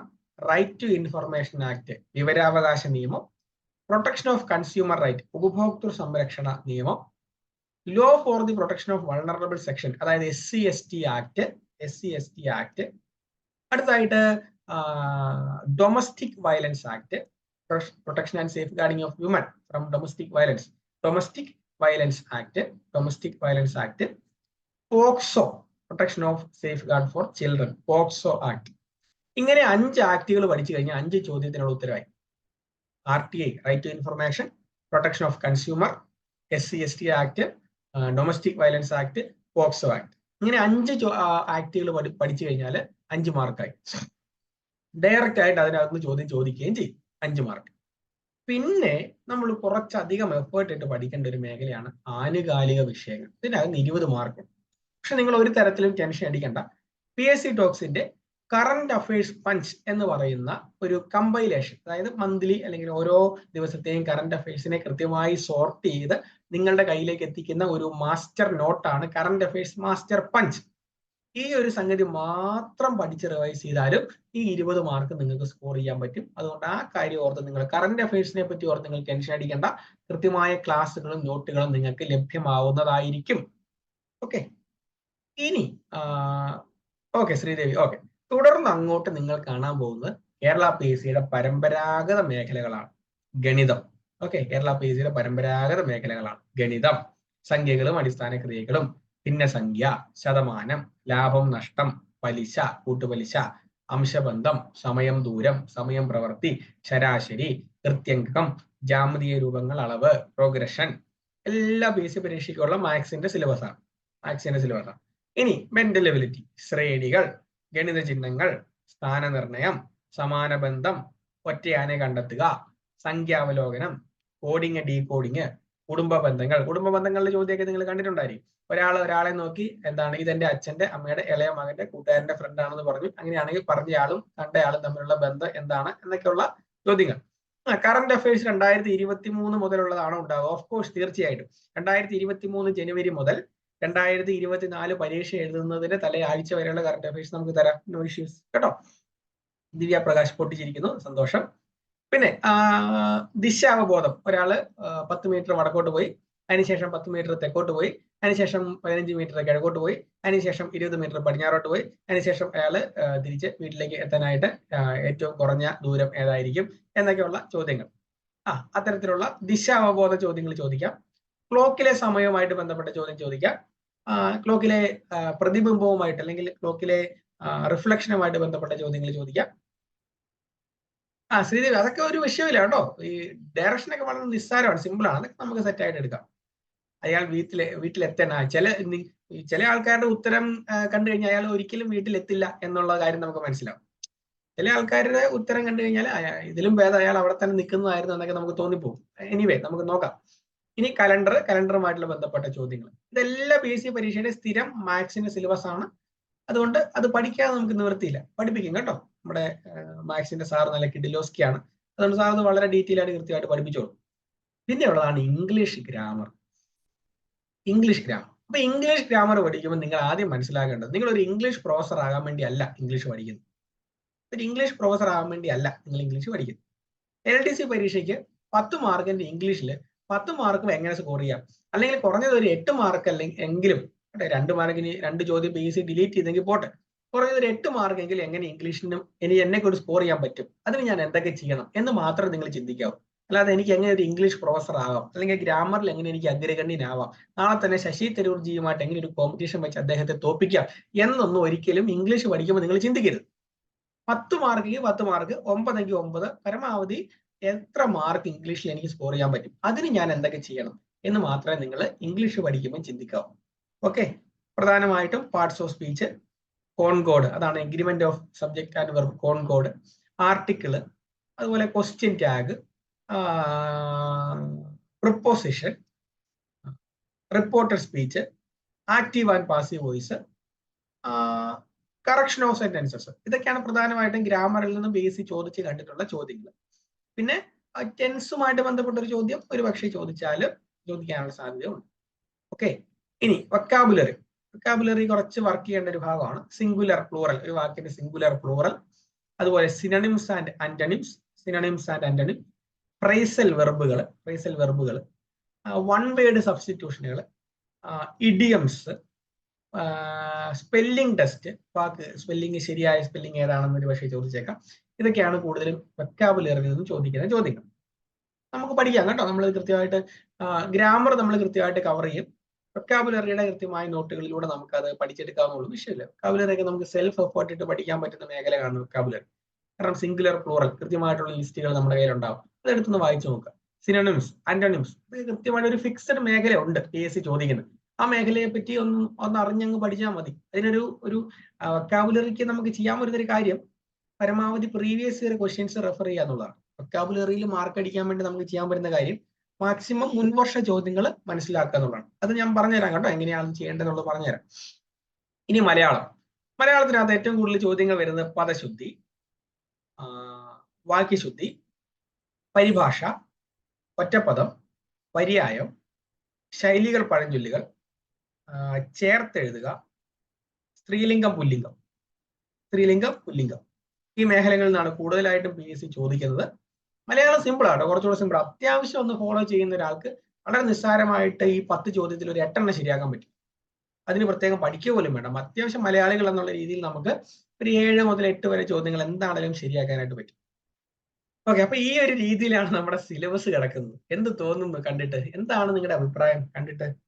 എന്ത് തോന്നുന്നു? സന്തോഷമായോ എല്ലാവർക്കും? മനസ്സിനൊരു കുളിർമയൊക്കെ തോന്നുന്നുണ്ടോ കണ്ടിട്ട്? സബാഷ് ദേവി. ഓക്കെ, സുജിത്ത്. ഓക്കെ, എന്താ ഈ സന്തോഷമായില്ലേ? രാവിലെ തന്നെ ഒരു മനസ്സിനൊരു ഫ്രഷ് ഫീലും, കൊള്ളാം, എനിക്ക് നന്നായിട്ട് ചെയ്യാൻ പറ്റും എന്നുള്ള ഒരു സന്തോഷം കിട്ടിയില്ലേ? സിലബസ് ഒരു മഹാസാഗരം തന്നെയാ. ഒരു കുഴപ്പമില്ല, നമുക്ക് ആ സാഗരത്തിന്റെ സൈഡിൽ നിന്നൊന്ന് ചൂണ്ടിയിട്ടാൽ മതി, നമുക്ക് കിട്ടുന്ന മീനെ കൊണ്ട് നമുക്ക് വീട്ടിൽ പോകാമല്ലോ. കീർത്തി, സന്തോഷമായില്ലേ? എന്നെ കൊണ്ട് ഇതൊക്കെ അല്ലേ ചെയ്യാൻ പറ്റുള്ളൂ. എല്ലാവർക്കും സന്തോഷമായെന്ന് കരുതുന്നു. അടിപൊളി. ഇനി കുറച്ചുകൂടി കൂട്ടാൻ വൃന്ദ, നമുക്ക് ശ്രമിക്കാം, കുറച്ചുകൂടി ആഡ് ചെയ്യാൻ പറ്റുമെന്ന് ഞാൻ നോക്കട്ടെ. കൊള്ളാം. ഒരു തവണ കവർ ചെയ്തതാണ്. Sujith, no issues. ഇനിയും ഒരു തവണ കൂടി കവർ ചെയ്യുന്നതുകൊണ്ട് ഒരു പ്രശ്നമില്ല കേട്ടോ, നമുക്ക് ചെയ്യാം, അതൊക്കെ നമുക്ക് റെഡിയാക്കാം. ഓക്കെ, അപ്പൊ എന്താണ്, എല്ലാവർക്കും സിലബസിൽ വളരെയധികം സന്തോഷം, എല്ലാവർക്കും നല്ല സംതൃപ്തിയായെന്ന് ഞാൻ കരുതുന്നു. അപ്പൊ ഈ ഒരു ഫസ്റ്റ് ടൈമാണ് ഇത്രയും സരിത, അതൊക്കെയാണ്. നമുക്ക് ഡീറ്റെയിൽ ആയിട്ട് കുറച്ച് കാര്യങ്ങൾ നോക്കിയാലേ നമുക്ക് പരീക്ഷയ്ക്ക് ഒരു കോൺഫിഡൻസ് ഉണ്ടാവുള്ളൂ. അല്ലെങ്കിൽ നമ്മൾ പരീക്ഷാകാലം പോയിരുന്നിട്ട് എന്താണ്, അയ്യോ ഞാൻ പഠിച്ചിട്ടൊന്നും വന്നില്ലേ, അല്ലെ? നമ്മൾ ചെയ്തുകൊണ്ടിരിക്കുന്ന ഒരു കാര്യം ഇതാണല്ലോ. ഞാൻ ഇന്നലെ പറഞ്ഞ പോലെ നമ്മൾ പഠിച്ച് പരീക്ഷാ ഹാളിൽ ചെല്ലുന്ന സമയം വരെ നമ്മൾ പഠിക്കും. പരീക്ഷാ ഹാളിൽ ചെല്ലുന്ന കഴിയുമ്പോൾ അവിടെ കുറെ ആൾക്കാർ പുസ്തകം തുറന്നുകൊണ്ടിരിക്കുന്നത് കാണുമ്പോൾ അപ്പൊ നമുക്ക് ടെൻഷൻ ആവും. എന്നിട്ട് നമ്മൾ അടുത്തിരിക്കുന്ന ഒരു കൂട്ടുകാരൻ ചോദിക്കും, എടാ നീ അത് പഠിച്ചായിരുന്നോ? ഓടാ, അത് ഞാൻ പഠിച്ചില്ല. എടാ നീ ഇത് നോക്കിയായിരുന്നു? എടാ ഞാൻ അത് നോക്കില്ല. അതുകൊണ്ട് അത്രയും കാലം നമ്മൾ പഠിച്ച എല്ലാ കാര്യം നമ്മൾ മറന്നു. പിന്നെ PSC പരീക്ഷയ്ക്ക് കയറി നിൽക്കുമ്പോൾ ഒറ്റ ബെല്ലോട് കൂടി ബാക്കി കൂടെ മറന്നു. പിന്നെ എന്താണ്, നഗരം മഹാസാഗരം, ഹരിമുരളീരവം പാട്ടൊക്കെ പാടി ഒരു 1.5 മണിക്കൂർ ചെലവഴിച്ചിട്ട് നേരെ വീട്ടിൽ തിരിച്ചു പോകും. സിലബസ് ഒരു ചക്ക പോലെയാണ്, നന്നാക്കി എടുത്താൽ ഒരു ചക്കക്കറി കഴിക്കാം. ഈശ്വര. ഷിജി, നമുക്ക് ചക്ക പുഴുക്കുണ്ടാക്കി നല്ല മുളക് പൊട്ടിച്ചതും കൂട്ടി ഒരു പിടുത്തം പിടിക്കണം. നമുക്ക് സമയമുണ്ടല്ലോ, നമുക്ക് റെഡിയാക്കാം.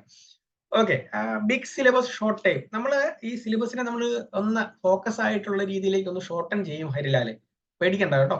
ഇതെല്ലാം കൂടെ നമ്മൾ അരച്ച് കലക്കി നിങ്ങളെ ബുദ്ധിമുട്ടിപ്പിക്കില്ല. ചോദ്യങ്ങൾ ചോദിക്കുന്ന മേഖലകളെ നമ്മൾ ഒന്ന് കോൺസെൻട്രേറ്റ് ചെയ്തായിരിക്കും ക്ലാസ് എടുക്കുക കേട്ടോ. Okay, Usha, okay, no issues. നമുക്ക് ഡോണ്ട് വറി, ബി ഹാപ്പി, ആരും പേടിക്കണ്ട. നമുക്ക് കാര്യങ്ങൾ വളരെ സ്മൂത്ത് ആയിട്ട് നിങ്ങൾക്ക് എടുത്തു തരാം, അതൊന്നും പ്രശ്നമില്ല കേട്ടോ. ഓക്കെ, ഇനി എന്ത് പഠിക്കണമെന്ന് നമ്മൾ കണ്ടു. ഇനി എവിടെ നിന്ന് പഠിക്കണം എന്ന കാര്യം കൂടി ഒന്ന് മനസ്സിലാക്കി കഴിഞ്ഞാൽ ഇന്നത്തെ കലാപരിപാടി കഴിയും. എവിടെ നിന്ന് പഠിക്കണം? ഓക്കെ, അടുത്തൊരു സ്ലൈഡിലേക്ക് ഞാൻ പോവാണ്. നിങ്ങൾക്ക് ഇത് കാണാൻ പറ്റുന്നുണ്ട് എന്ന് ഞാൻ കരുതുന്നു. കാണാൻ പറ്റുന്നുണ്ടല്ലോ അല്ലെ? എവിടെ നിന്ന് പഠിക്കണം? സ്ലൈഡ് കാണാമോ? സ്ലൈഡ് വിസിബിൾ ആണോ? കാണാം. Okay, very good. ഓക്കെ, കാണാം. ഓക്കെ, പ്രധാനമായിട്ടും നിങ്ങൾ ഇനി മുതൽ നിങ്ങളുടെ കൈവശം കറന്റ് അഫയേഴ്സ് 2023 ജനുവരി മുതൽ ഉള്ളതാണ് ക്വസ്റ്റ്യൻ വരും. വൃന്ദ, ഈ ഒരു ചോദ്യത്തിന് എനിക്കെന്നല്ല, ആർക്കും, കേരള PSC ഒഴിച്ച്, അല്ലെങ്കിൽ കേരള PSCയിൽ നമ്മൾ എഴുതാൻ പോകുന്ന പരീക്ഷയുടെ ക്വസ്റ്റ്യൻ ഇടുന്ന സാറിന് ഒഴിച്ച് ബാക്കി ഒരാൾക്കും ഈ ചോദ്യത്തിനുള്ള കൃത്യമായ മറുപടി പറയാൻ പറ്റില്ല. കാരണം ഈ കറന്റ് അഫയേഴ്സ് എന്നുള്ളതുകൊണ്ട് ഇവർ 2024 ചോദിച്ചിട്ടുണ്ട്, 23 ചോദിക്കാം, 22 ചോദിക്കാം, 21 ചോദിക്കാം. അതൊക്കെ ഇവരുടെ ഇഷ്ടമാണ്. നമുക്ക് ചെയ്യാൻ പറ്റുന്നത് 23 ജനുവരി മുതലുള്ളത് പഠിക്കാം എന്നേ ഉള്ളൂ. ഓക്കെ, അതായത് 21 22 കറന്റ് അഫയേഴ്സ് പഠിച്ചിട്ട് ഞാൻ പരീക്ഷ എഴുതുന്ന വാശി പിടിച്ചു കഴിഞ്ഞാൽ നമുക്ക് പരീക്ഷ എഴുതാൻ പറ്റില്ല, വീട്ടിൽ ഇരിക്കാനേ പറ്റുള്ളൂ. സോ നമുക്ക് എന്താണ് ഫീസിബിൾ ആയിട്ടുള്ള കാര്യം എന്താ, 23 ജനുവരി മുതലുള്ള അങ്ങ് പഠിച്ചിട്ട് പോവാ.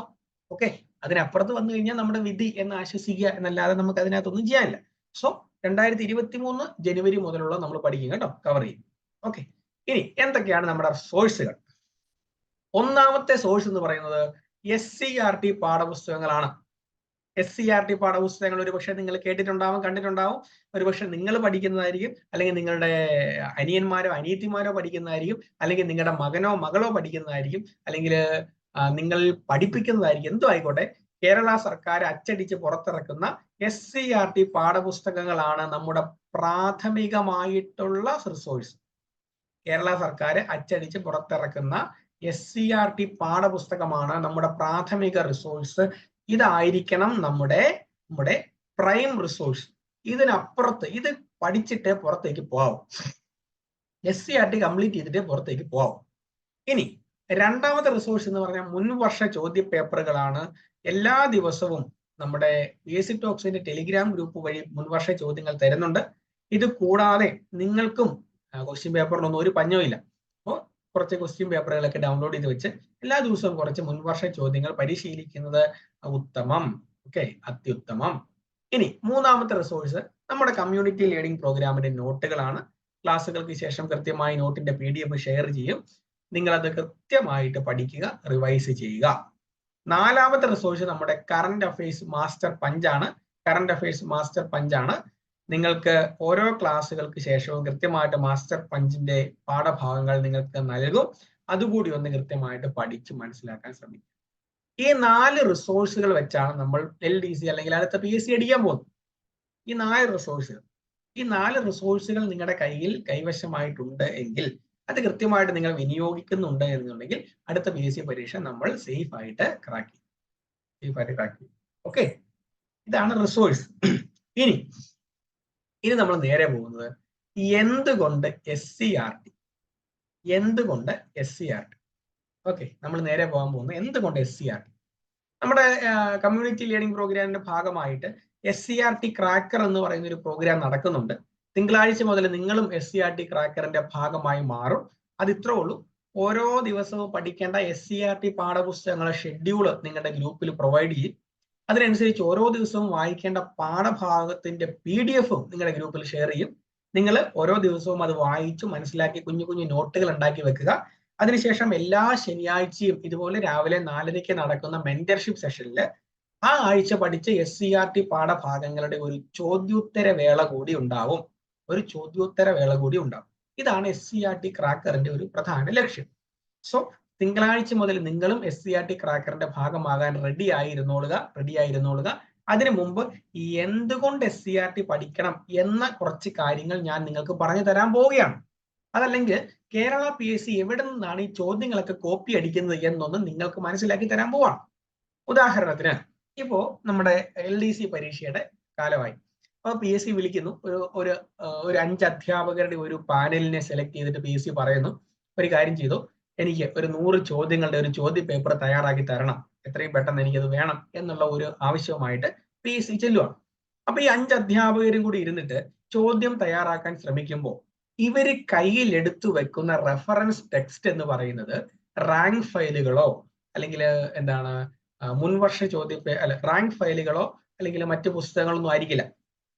ഇവര് ചോദ്യങ്ങൾ തയ്യാറാക്കാനായിട്ട് കയ്യിൽ എടുത്തു വെക്കുന്ന പുസ്തകം 6ാം ക്ലാസ് മുതൽ 12ാം ക്ലാസ് വരെയുള്ള SCERT പാഠപുസ്തകങ്ങളായിരിക്കും. ഇവര് കയ്യിൽ എടുത്തു വെക്കുന്ന റെഫറൻസ് ബുക്ക്, ചോദ്യങ്ങൾ നിർമ്മിക്കാൻ ഇവര് കയ്യിൽ എടുത്തു വെക്കുന്ന റെഫറൻസ് ബുക്ക് 6ഉം 7ഉം 8ഉം 9ഉം 10ഉം പ്രത്യേകമായിട്ട് 8, 9, 10 ക്ലാസ്സുകളിലെ SCERT പാഠപുസ്തകങ്ങളായി. ഇതിനകത്ത് നിന്നാണ് ഇവർ ചോദ്യങ്ങൾ നിർമ്മിക്കുക, ക്രാഫ്റ്റ് ചെയ്യുക. എങ്ങനെയാണ് അത് സംഭവിക്കുന്നത് എന്ന് ഞാൻ ഇവിടെ കാണിക്കാൻ പോവാണ്. നിങ്ങളുടെ മുൻപിൽ ഒരു ചോദ്യം ഇപ്പോൾ നിങ്ങൾക്ക് കാണാം. 1857 ഒന്നാം സ്വാതന്ത്ര്യ സമരത്തെ കുറിച്ചുള്ള ഒരു ചോദ്യമാണ്. ഒന്ന് ശ്രദ്ധിച്ച് വായിച്ചു നോക്കിക്കേ. 1857 വിപ്ലവവുമായി ബന്ധപ്പെട്ട നേതാക്കന്മാരും അവർ വിപ്ലവം നയിച്ച സ്ഥലങ്ങളുമാണ് നൽകിയിരിക്കുന്നത്. ഇവയെ ശരിയായ രീതിയിൽ ക്രമീകരിക്കുക. നിങ്ങളിപ്പോൾ ചോദ്യം മാത്രം വായിച്ചാൽ മതി, ഉത്തരം എന്താണ് എന്ന് കണ്ടുപിടിക്കാൻ പോയി ബുദ്ധിമുട്ടണമെന്നില്ല. നിങ്ങൾ ചോദ്യം മാത്രം ഒന്ന് വായിച്ചു നോക്കിയാൽ മതി. ഉത്തരം എനിക്ക് അറിയില്ലല്ലോ എന്നോർത്ത് സങ്കടപ്പെടുകയോ ഉത്തരം എന്താണെന്ന് ഓർത്ത് ടെൻഷൻ അടിക്കുകയോ ഒന്നും ചെയ്യണ്ട, അതിന്റെ ആവശ്യമില്ല. ഞാൻ പറഞ്ഞത് ശ്രദ്ധിച്ചാൽ മതി. നാനാ സാഹിബ് ലഖ്നൗ, മൗലവി അഹമ്മദുള്ള ആര, കുൻവർ സിംഗ് കാൺപൂർ, ബീഗം ഹസറത്ത് മഹൽ ഫൈസാബാദ്. ഓരോ നേതാക്കന്മാരും ഇന്ത്യയുടെ ഏത് മേഖലയിലാണ് വിപ്ലവം നയിച്ചത് എന്നുള്ളതാണ് ചോദ്യം. ലഖ്നൌവിൽ ആരാണ് വിപ്ലവം നയിച്ചത്? ആരയിൽ ആരാണ് വിപ്ലവം നയിച്ചത്? കാൺപൂരിൽ ആരാണ് വിപ്ലവം നയിച്ചത്? ഫൈസാബാദിൽ ആരാണ് വിപ്ലവം നയിച്ചത്? ഇതായിരുന്നു ചോദ്യം. ഇതിനെ ഒന്ന് ക്രോഡീകരിച്ച് കൃത്യമായിട്ടുള്ളത് A ആണോ B ആണോ C ആണോ D ആണോ എന്ന് കണ്ടുപിടിക്കുക എന്നുള്ളതായിരുന്നു ചോദ്യം. ഓക്കെ, അപ്പൊ ഇതില് നിങ്ങൾക്ക് നിങ്ങൾ ആ ഉത്തരം ഏതാണ് ഉത്തരം എന്ന് കണ്ടുപിടിച്ച് ടെൻഷൻ അടിക്കണ്ട. ഞാൻ പറയുന്നത് ഈ ചോദ്യം എവിടെ നിന്നാണ് വന്നത് എന്നാണ് ഞാൻ പറയാൻ പോകുന്നത്. ഈ ചോദ്യം PSC എവിടെ നിന്നാണ് എടുത്തത് എന്നാണ് ഞാൻ പറയാൻ പോകുന്നത്. ക്ലാസ് 10 ക്ലാസ്സിലെ സാമൂഹ്യ ശാസ്ത്ര പാഠപുസ്തകത്തിന്റെ 1-ാം പാർട്ട് വോളിയം 1. 10-ാം ക്ലാസ്സിലെ സാമൂഹ്യശാസ്ത്രം 1 വോളിയം 1 പാഠം 4 പേര് ബ്രിട്ടീഷ് ചൂഷണവും ചെറുത്തുനിൽപ്പുകളും. പാഠം 4 ബ്രിട്ടീഷ് ചൂഷണവും ചെറുത്തുനിൽപ്പുകളും. ഈ പാഠത്തില് ഇതുപോലെ നിങ്ങൾക്ക് ഇപ്പോൾ ഇതിന്റെ ഈ സ്ക്രീനിൽ കാണാവുന്ന ഒരു ചെറിയ ടേബിൾ കൊടുത്തിട്ടുണ്ട്. ആ ടേബിളിൽ പറയുന്നത് കലാപസ്ഥലവും നേതാക്കന്മാരും. ഡൽഹി ബഹദൂർ ഷാ രണ്ടാമൻ, ഝാൻസി റാണി ലക്ഷ്മിബായ്, ലഖ്നൗ ബീഗം ഹസരത്ത് മഹൽ, കാൺപൂർ നാനാ സാഹിബ് താന്തിയ തോപ്പി, ഫൈസാബാദ് മൗലവി അഹമ്മദുള്ള. ഡയറക്റ്റ് ആയിട്ട് ഈ കണ്ടന്റ് PSC നമ്മുടെ ഗവൺമെന്റ് SCERT കൊടുത്തിരിക്കുക. അതേ കണ്ടന്റിനെ അവരെടുത്ത് എന്ത് ചെയ്തു, നേരെ ഒരു ചോദ്യമാക്കി മാറ്റി എന്നേ ഉള്ളൂ. അതേ കണ്ടന്റിനെ അവരെടുത്തിട്ട് എന്താക്കി മാറ്റി, ഒരു ചോദ്യമാക്കി മാറ്റി എന്നതേ ഉള്ളൂ. ഇതാണ് SCERTയിൽ നിന്നും അവർ ചോദ്യങ്ങൾ ക്രിയേറ്റ് ചെയ്യുന്ന ഒരു രീതി. ഞാൻ അടുത്ത ഒരു ചോദ്യം കൂടെ കാണിക്കാം. 1857 1-ാം സ്വാതന്ത്ര്യ സമരത്തോടനുബന്ധിച്ച് ഇന്ത്യയുടെ ചക്രവർത്തിയായി പ്രഖ്യാപിക്കപ്പെട്ട മുഗൾ രാജവംശജൻ ആരായിരുന്നു എന്നുള്ളതാണ് ചോദ്യം. ഇതൊരു പക്ഷെ നിങ്ങൾക്ക് അറിയായിരിക്കും. ഒന്ന് കമന്റ് ചെയ്തേ, ആരാത്? 1857 1-ാം സ്വാതന്ത്ര്യ സമരത്തോടനുബന്ധിച്ച് ഇന്ത്യയുടെ ചക്രവർത്തിയായിട്ട് പ്രഖ്യാപിക്കപ്പെട്ടത് ആരെയാ? നാനാ സാഹിബിനെ ആണോ, താന്തിയ തോപ്പിയാണോ, ബഹദൂർ ഷാ രണ്ടാമനെ ആണോ, അത് മൗലവി അഹമ്മദുള്ളയാണ്? ആരാ നമ്മൾ ഇന്ത്യയുടെ ചക്രവർത്തിയായിട്ട് പ്രഖ്യാപിച്ചത്? ഇതൊരു പക്ഷെ നമ്മൾ കുഞ്ഞുനാൾ മുതലേ കേൾക്കുന്ന ഒരു ചോദ്യമായിരിക്കും അല്ലെ? No doubt. ഇതെന്താണ്? ബഹദൂർ ഷാ രണ്ടാമനാണ് അല്ലെ? ബഹദൂർ ഷാ രണ്ടാമനെയാണ് നമ്മൾ ചക്രവർത്തിയായിട്ട് പ്രഖ്യാപിച്ചത്. ഈ ചോദ്യം എവിടുന്നാ ചോദിച്ചേക്കുന്നത്? നോക്കിക്കേ, വീണ്ടും ക്ലാസ് 10 സാമൂഹ്യ ശാസ്ത്രത്തിന്റെ പുസ്തകമാണ്, വോളിയം 1, വീണ്ടും പാഠം 4. ആ ഒരു ഒറ്റ പാഠത്തിൽ നിന്ന് 2 ചോദ്യമായി ചോദിച്ചേക്കുന്നത്. നോക്കി, ഒറ്റ പാഠത്തിൽ നിന്ന് 2 ചോദ്യം പരീക്ഷയ്ക്ക് ചോദിച്ചേക്കാം. ബ്രിട്ടീഷ് ചൂഷണവും ചെറുത്തുനിൽപ്പുകളും. ഇതിനകത്ത് ഒരു ചെറിയൊരു വിവരണം കൊടുത്തേക്കുക. 1857 മെയ് 11 പുലർകാലം വലിയൊരു ആരവം കേട്ടാണ് ഡൽഹിയിലെ ജനങ്ങൾ ഉണർന്നത്. മീററ്റിൽ നിന്ന് യമുന നദി കടന്ന ആയുധങ്ങളുമായി ആയിരക്കണക്കിന് കലാപകാരികൾ ഡൽഹിയിൽ എത്തുകയാണ്. ഒരു ചെറിയ വിവരണം. അതിനുശേഷം അതിന്റെ അവസാനത്തേക്ക് ഇങ്ങനെ പറയാണ്, ഡൽഹിയിലെത്തിയ കലാപകാരികൾ മുഗൾ ചക്രവർത്തി ബഹദൂർ ഷാ രണ്ടാമനെ ഇന്ത്യയുടെ ചക്രവർത്തിയായി പ്രഖ്യാപിച്ചു. ഇത്രേ ഉള്ളൂ, പരിപാടി കഴിയും. ഒരു ചോദ്യം അവിടെ നമ്മുടെ SCERT പാഠപുസ്തകത്തിൽ കൊടുത്തിരിക്കുന്ന ചെറിയൊരു വിവരണം, അതിനകത്തുനിന്നും ഒരു വലിയ ചോദ്യം അവര് തന്നിരിക്കുകയാണ്. ഒരു മാർക്ക് എന്നൊക്കെ പറഞ്ഞ എന്ത് വിലയുള്ള മാർക്കാ. അപ്പൊ ആ SCERTയുടെ ചെറിയൊരു വിവരണത്തിൽ നിന്ന് പോലും നമുക്ക് ഒരു ചോദ്യത്തിനുള്ള ഉത്തരം കിട്ടി. ഇതാണ് SCERT പാഠപുസ്തകങ്ങളുടെ ഒരു പ്രാധാന്യം, ഇമ്പോർട്ടൻസ് എന്ന് പറയുന്നത്. ഇവിടെ തീരുന്നില്ല, ഇനിയുണ്ട്. സമുദ്രനിരപ്പിൽ നിന്നും ഏകദേശം 75 മീറ്ററിൽ കൂടുതൽ ഉയരമുള്ള കേരളത്തിന്റെ ഭൂപ്രദേശം ഏത് പേരിലാണ് അറിയപ്പെടുന്നത്? ഇടനാട്, മലനാട്, തീരപ്രദേശം, സമതലം. സമുദ്രനിരപ്പിൽ നിന്നും ഏകദേശം 75 മീറ്ററിൽ കൂടുതൽ ഉയരമുള്ള കേരളത്തിന്റെ ഭൂപ്രദേശം ഏത് പേരിലാണ് അറിയപ്പെടുന്നത്? ഇടനാടാണോ, മലനാടാണോ, തീരപ്രദേശമാണോ, സമതലമാണോ? ഇതാണ് ചോദ്യം. ഒന്ന് പറഞ്ഞു, ഏതാ 75 മീറ്ററിൽ കൂടുതൽ ഉയരമുള്ള സ്ഥലം എങ്ങനെ അറിയപ്പെടുന്നത്? ഇടനാടാണോ, അതോ മലനാടാണോ, അതോ തീരപ്രദേശമാണോ, അതോ സമതലമാണോ? എന്താ കാര്യം? ഉത്തരം എന്താ? എന്താണ്? നമ്മുടെ 75 മീറ്ററിൽ കൂടുതൽ ഉയരമുള്ള സ്ഥലം അറിയപ്പെടുന്നത് മലനാട് എന്നാണ് അല്ലെ? മലനാടാണ്, മലനാട്. അപ്പൊ ഏത് PSC കഴിഞ്ഞ LDC മെയിൻസ് പരീക്ഷയ്ക്ക് ചോദിച്ച ഒരു ചോദ്യം. ഇത് എവിടുന്നാ PSC ചോദിച്ച ഈ ചോദ്യം? ഇത്രേ ഉള്ളൂ. ക്ലാസ് 6-ാം ക്ലാസ്സിലെ സാമൂഹ്യ ശാസ്ത്രത്തിന്റെ പാഠപുസ്തകം വോളിയം 1 പാഠം 3 കേരളം മണ്ണും മഴയും മനുഷ്യനും. പാഠം 3 കേരളം മണ്ണും മഴയും മനുഷ്യനും. ഈ പാഠത്തിൽ ഒരു ചെറിയ മാപ്പ് കൊടുത്തിട്ടുണ്ട്. ഈ മാപ്പിൽ നിന്നാണ് അവർ ഈ ചോദ്യം ചോദിച്ചത്. നോക്കിയേ, തീരപ്രദേശം മഞ്ഞ കളറിൽ 7.5 മീറ്ററിൽ താഴെയാണ് തീരപ്രദേശം. ഇടനാട് പച്ച കളറിൽ 7.5 മീറ്റർ മുതൽ 75 മീറ്റർ വരെയാണ് ഇടനാട്. മലനാട് കാപ്പിപ്പൊടി കളറിൽ 75 മീറ്ററിന് മുകളിലുള്ളതെല്ലാം എന്താണ്? മലനാടാണ്. ചെറിയ ഒരു മാപ്പിൽ തന്നിരിക്കുന്ന ചെറിയ ഒരു നിർദ്ദേശമാണ്, ചെറിയൊരു കമന്റ് ആണ്. ആ ഒരു ചെറിയ ഫാക്റ്റിൽ നിന്നും ഒരു മാർക്ക് PSC നമുക്ക് തന്നിരിക്കുകയാണ്. ഓക്കെ, 7.5 മീറ്റർ താഴെ തീരപ്രദേശം, 7.5 മുതൽ 75 വരെ ഇടനാട്, 75 മീറ്ററിന് മുകളിൽ മലനാട്. ഞാൻ ഈ കാണിക്കുന്നത് നിങ്ങൾക്ക് ക്ലിയർ ആവുന്നുണ്ടോ? ഞാൻ ഈ പറയുന്ന കാര്യങ്ങൾ നിങ്ങൾക്ക് മനസ്സിലാവുന്നുണ്ടോ? ഞാൻ ഈ പറഞ്ഞു പോകുന്നതല്ലാതെ നിങ്ങൾക്ക് എന്തുകൊണ്ടാണ് SCERT പാഠപുസ്തകങ്ങൾ ഇത്ര ഇമ്പോർട്ടന്റ് ആകുന്നത് എന്ന് നിങ്ങൾക്ക് മനസ്സിലാവുന്നുണ്ടോ? ഉണ്ടല്ലോ അല്ലേ? അതാണ്. Okay, very good. ഓക്കെ, അപ്പൊ ആ ചോദ്യത്തിന് ഉത്തരവ് എവിടെ തന്നെ ഉണ്ട്? SCERT ഉണ്ട്. ഇവിടെ എന്ത് ചെയ്യുന്നില്ല, ഇനിയും ഉണ്ട്. സിക്കിമിനെയും ടിബറ്റിനെയും തമ്മിൽ ബന്ധിപ്പിക്കുന്ന ചുരം ഏതാണെന്നാണ് ചോദിച്ചിരിക്കുന്നത്. സിക്കിമിനെയും ടിബറ്റിനെയും തമ്മിൽ ബന്ധിപ്പിക്കുന്ന ചുരം, പാസ് ഏതാണെന്നാണ് ചോദിച്ചിരിക്കുന്നത്. ഏതാണ് സിക്കിമിനെയും ടിബറ്റിനെയും തമ്മിൽ ബന്ധിപ്പിക്കുന്ന ചുരം ഏതാണ്? നാഥുല ചുരമാണോ, ലിപ്പുലേക്ക് ചുരമാണോ, ഷിപ്പ് കീല ചുരമാണോ, സോജീല ചുരമാണോ? ഇതിൽ ഏത് ചുരവാ സിക്കിമിനെയും ടിബറ്റിനെയും തമ്മിൽ ബന്ധിപ്പിക്കുന്നത്? സിക്കിമും ടിബറ്റും ആണ് കേട്ടോ, സിക്കിമും ടിബറ്റും. നാഥൂല, ലിപ്പുലേക്ക്, ഷിപ്പ് കീല, സോജീല, ഇതിലേതാ? നാഥൂല പറയുന്നവരുണ്ട്. നാഥൂല പറയുന്നു. എല്ലാവരും നാഥൂല തന്നെയാ പറയുന്നത്. നമുക്ക് നോക്കാം ഇതെവിടെയാ വന്നിരിക്കുന്നതെന്ന്. ക്ലാസ് 10 സാമൂഹ്യ ശാസ്ത്രത്തിന്റെ പുസ്തകം, 2ാമത്തെ പുസ്തകം, വോളിയം 2, പാഠം 3. വളരെ ഇമ്പോർട്ടന്റ് ആയിട്ടുള്ള ഒരു പാഠം, ഒരുപാട് ചോദ്യങ്ങൾ ചോദിക്കുന്ന ഒരു പാഠം, വൈവിധ്യങ്ങളുടെ ഇന്ത്യ. ജോഗ്രഫി ആണ് കേട്ടോ. സാമൂഹ്യ ശാസ്ത്രം 2, വോളിയം 2, പാഠം 3, വൈവിധ്യങ്ങളുടെ ഇന്ത്യ. ഇതിനകത്ത് നോക്കിക്കേ, ചുരങ്ങൾ. ലിപ്പുലേക്ക് ബന്ധിപ്പിക്കുന്നത് ഉത്തരാഖണ്ഡിനെയും ടിബറ്റിനെയും. ഷിപ്കീല ബന്ധിപ്പിക്കുന്നത് ഹിമാചൽ പ്രദേശിനെയും ടിബറ്റിനെയും. സോജീല ബന്ധിപ്പിക്കുന്നത് ശ്രീനഗറിനെയും കാർഗിലിനെയും. നാഥൂല ബന്ധിപ്പിക്കുന്നത് സിക്കിമിനെയും ടിബറ്റിനെയും. സിക്കിമിനെയും ടിബറ്റിനെയും. നമ്മുടെ ചോദ്യം എന്താ? സിക്കിമിനെയും ടിബറ്റിനെയും തമ്മിൽ ബന്ധിപ്പിക്കുന്ന ചുരം ഏതാണ്? ഉത്തരം എന്താണ്? നാഥൂല, സിക്കിം, ടിബറ്റ്. നാഥൂല, സിക്കിം, ടിബറ്റ്. ഇതാണ് കാര്യം. ഇങ്ങനെയാണ് കാര്യങ്ങൾ മുമ്പോട്ട് പോയിക്കൊണ്ടിരിക്കുന്നത്. ഇപ്പൊ നമ്മളൊരു ഒരു റാങ്ക് ഫയൽ മേടിച്ച് വായിക്കുന്നതിനേക്കാളും, അല്ലെങ്കിൽ കുറച്ചുകൂടി ആധികാരികമായിട്ട് നമുക്ക് പഠിക്കാൻ പറ്റുന്നത് ഡയറക്റ്റ് ആയിട്ട് SCERTകൾ വായിച്ച് പഠിക്കുമ്പോഴാണ്. കുറച്ചുകൂടി ആധികാരികമായിട്ട് നമുക്ക് പഠിക്കാൻ പറ്റുന്നത് SCERTകൾ ഡയറക്റ്റ് ആയിട്ട് വായിച്ച് പഠിക്കുമ്പോഴാണ്. അപ്പൊ അതിനുവേണ്ടി SCERT ക്രാക്കർ നിങ്ങൾക്ക് പ്രൊവൈഡ് ചെയ്യുന്നുണ്ട്. തിങ്കളാഴ്ച മുതൽ അതിന്റെ ഷെഡ്യൂളും ചാപ്റ്ററുകളും ഒക്കെ നിങ്ങളുടെ ഗ്രൂപ്പിൽ നിങ്ങൾക്ക് കൃത്യമായിട്ട് കിട്ടും.